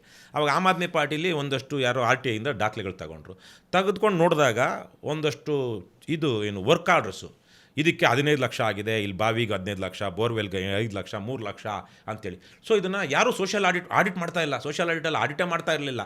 ಹಾಗಾಗಿ ಅದನ್ನು ತಗೊಂಡು ಇದು ಇದೆಯೋ ಇಲ್ವೋ ಚೆಕ್ ಮಾಡೋಣ ಅಂತೇಳಿ ನಾವು ಸೋಷಿಯಲ್ ಆಡಿಟ್ ಅಂತ ಒಂದು ಕಾನ್ಸೆಪ್ಟಲ್ಲಿ ನನಗೆ ಯಾರೋ ಪ್ರಪೋಸ್ ಮಾಡಿದ್ರು.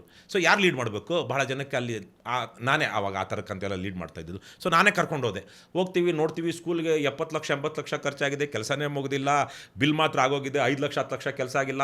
ಇನ್ನೊಂದು ಕಡೆ 5 ಲಕ್ಷ ಆವತ್ತಿಗೆ 2015 5 ಲಕ್ಷ ಹಾಕಿ ಬೋರ್ ಹಾಕಿದ್ದೀವಿ ಅಂತಾರೆ, ಬೋರ್ವೆಲ್ಲೇ ಇಲ್ಲ. ಅಲ್ಲಿ ಮೋಟ್ರ್ ಹಾಕಿದ್ದೀವಿ ಅಂತಾರೆ, ಮೋಟ್ರ್ ಇಲ್ಲ, ಬಿಲ್ಲೆಲ್ಲ ಆಗ್ಬಿಟ್ಟಿದೆ.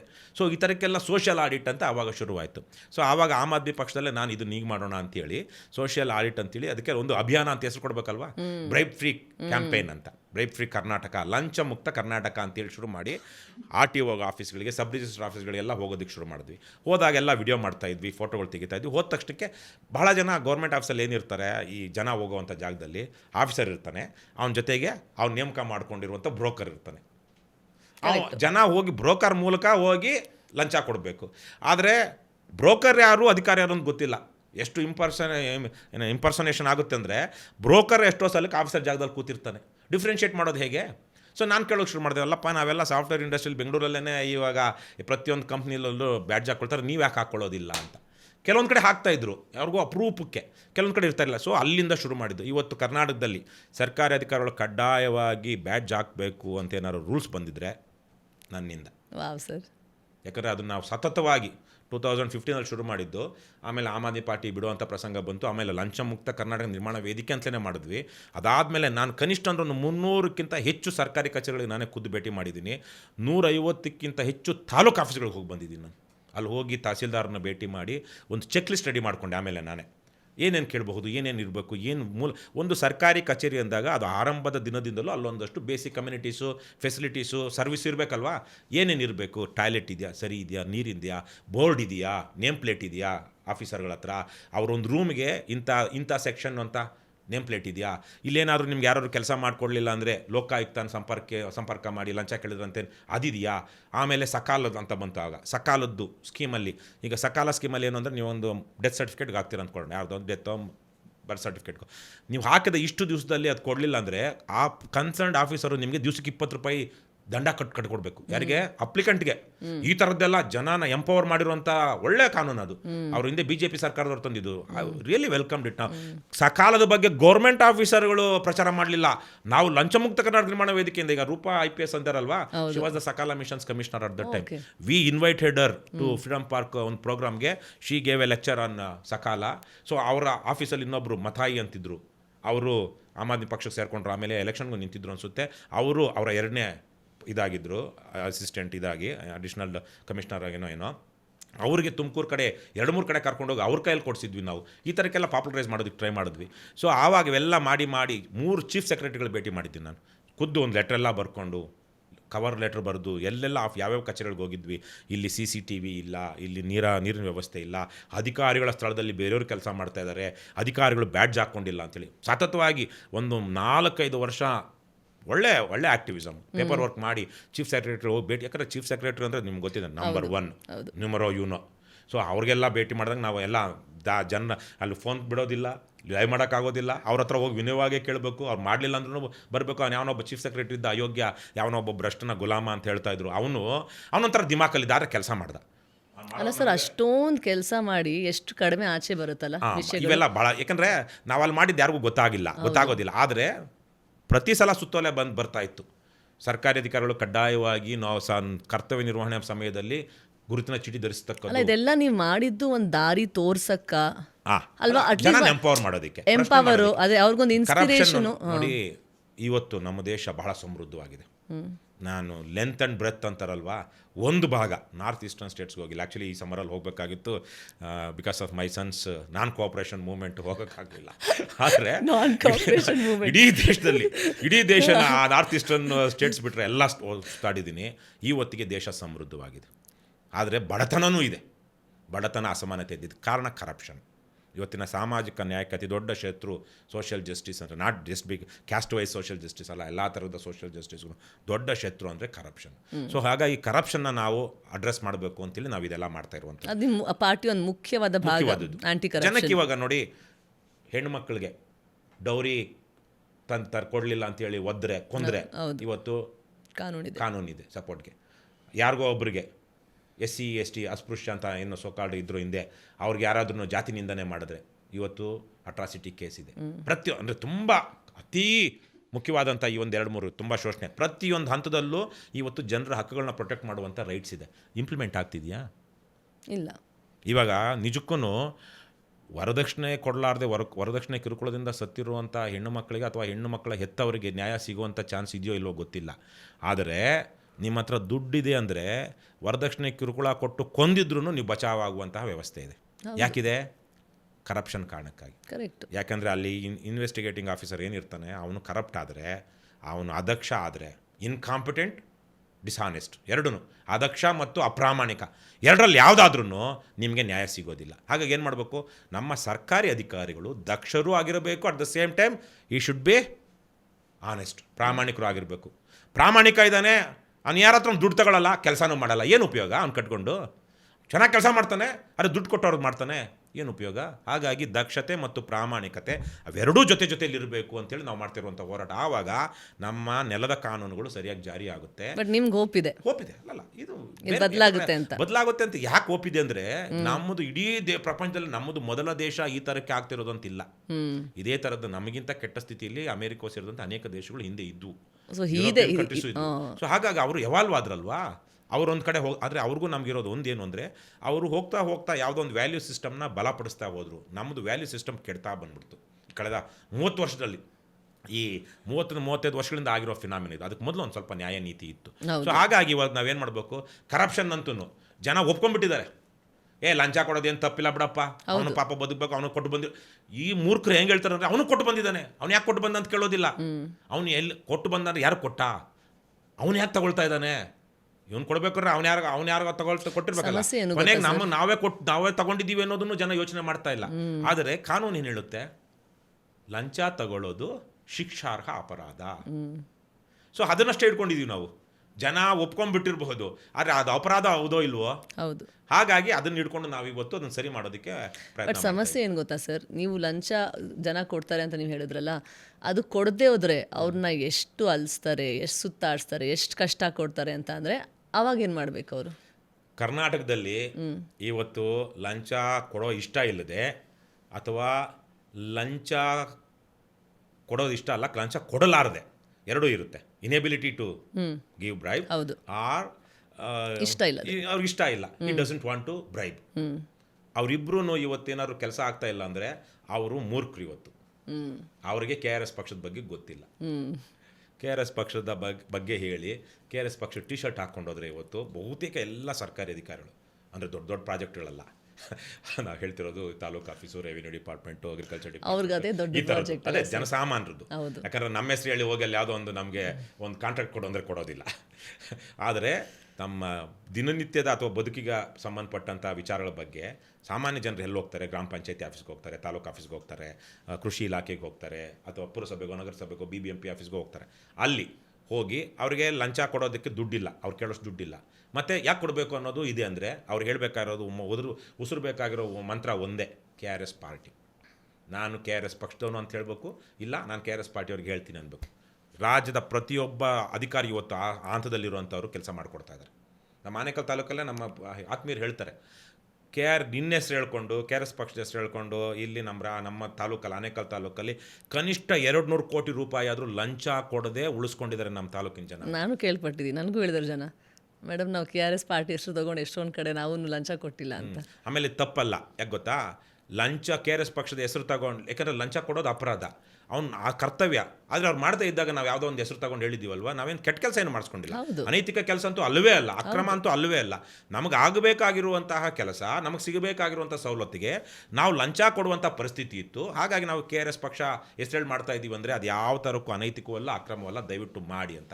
ಅದನ್ನು ಬಿಟ್ಟು ನಮ್ಮ ತಾಲೂಕಲ್ಲಿ ನಾನು ಓದಿದ್ದು 7ನೇ ಕ್ಲಾಸ್ ತನಕನೇ ಊರಲ್ಲಿ. ಅದಾದಮೇಲೆ ನಾನು ಬೆಂಗಳೂರಿಗೆ ಬೇರೆ ಬೇರೆ ಕಡೆ ಎಲ್ಲ ಓಡಾಡೋದ್ರಿಂದ ನನಗೆ ಆನೇಕಲ್ ತಾಲೂಕಲ್ಲಿ ಜಾಸ್ತಿ ಪರಿಚಯ ಇಲ್ಲ. ನಮ್ಮ ತಾಲೂಕಲ್ಲಿ ಭಾಳ ಜನ ನಮ್ಮ ನೆಂಟರುಗಳು ಯಾರೋ ಅಷ್ಟು ಗೊತ್ತಿಲ್ಲ ನನಗೆ. ಆದರೆ ಬಹುಶಃ ಇವತ್ತಿಗೆ ನಮ್ಮ ತಾಲೂಕಿನ ಅತ್ಯಂತ ಜನಪ್ರಿಯ ಮತ್ತು ಕಂಟ್ರೋಲ್ ಇರುವಂಥ ರಾಜಕಾರಣಿ ಅಂದರೆ ರಾಮಲಿಂಗಾರೆಡ್ಡಿ. ಅವರು ನಮ್ಮ ಪಕ್ಕದಳ್ಳಿಯವರು, ನಮ್ಮೂರಲ್ಲೇ 1-2 ವರ್ಷ ಇದ್ರಂತೆ. ಅವರು ಇವತ್ತು ಭಾಳ ದೊಡ್ಡ ರಾಜಕಾರಣಿ. ಆದರೆ ರಾಮಲಿಂಗಾರೆಡ್ಡಿಗೂ ನನಗಿರೋ ಅಷ್ಟು ನೆಂಟರಿಲ್ಲ. ಎಷ್ಟು ಜನಕ್ಕೆ ನಮ್ಮ ಆನೇಕಲ್ ತಾಲೂಕಲ್ಲಿ ನಾನು ಕ್ಲಾಸ್ಮೇಟು, ಎಷ್ಟೋ ಜನಕ್ಕೆ ನಾನು ಫ್ರೆಂಡು, ಎಷ್ಟೋ ಜನಕ್ಕೆ ನಾನು ನೆಂಟ.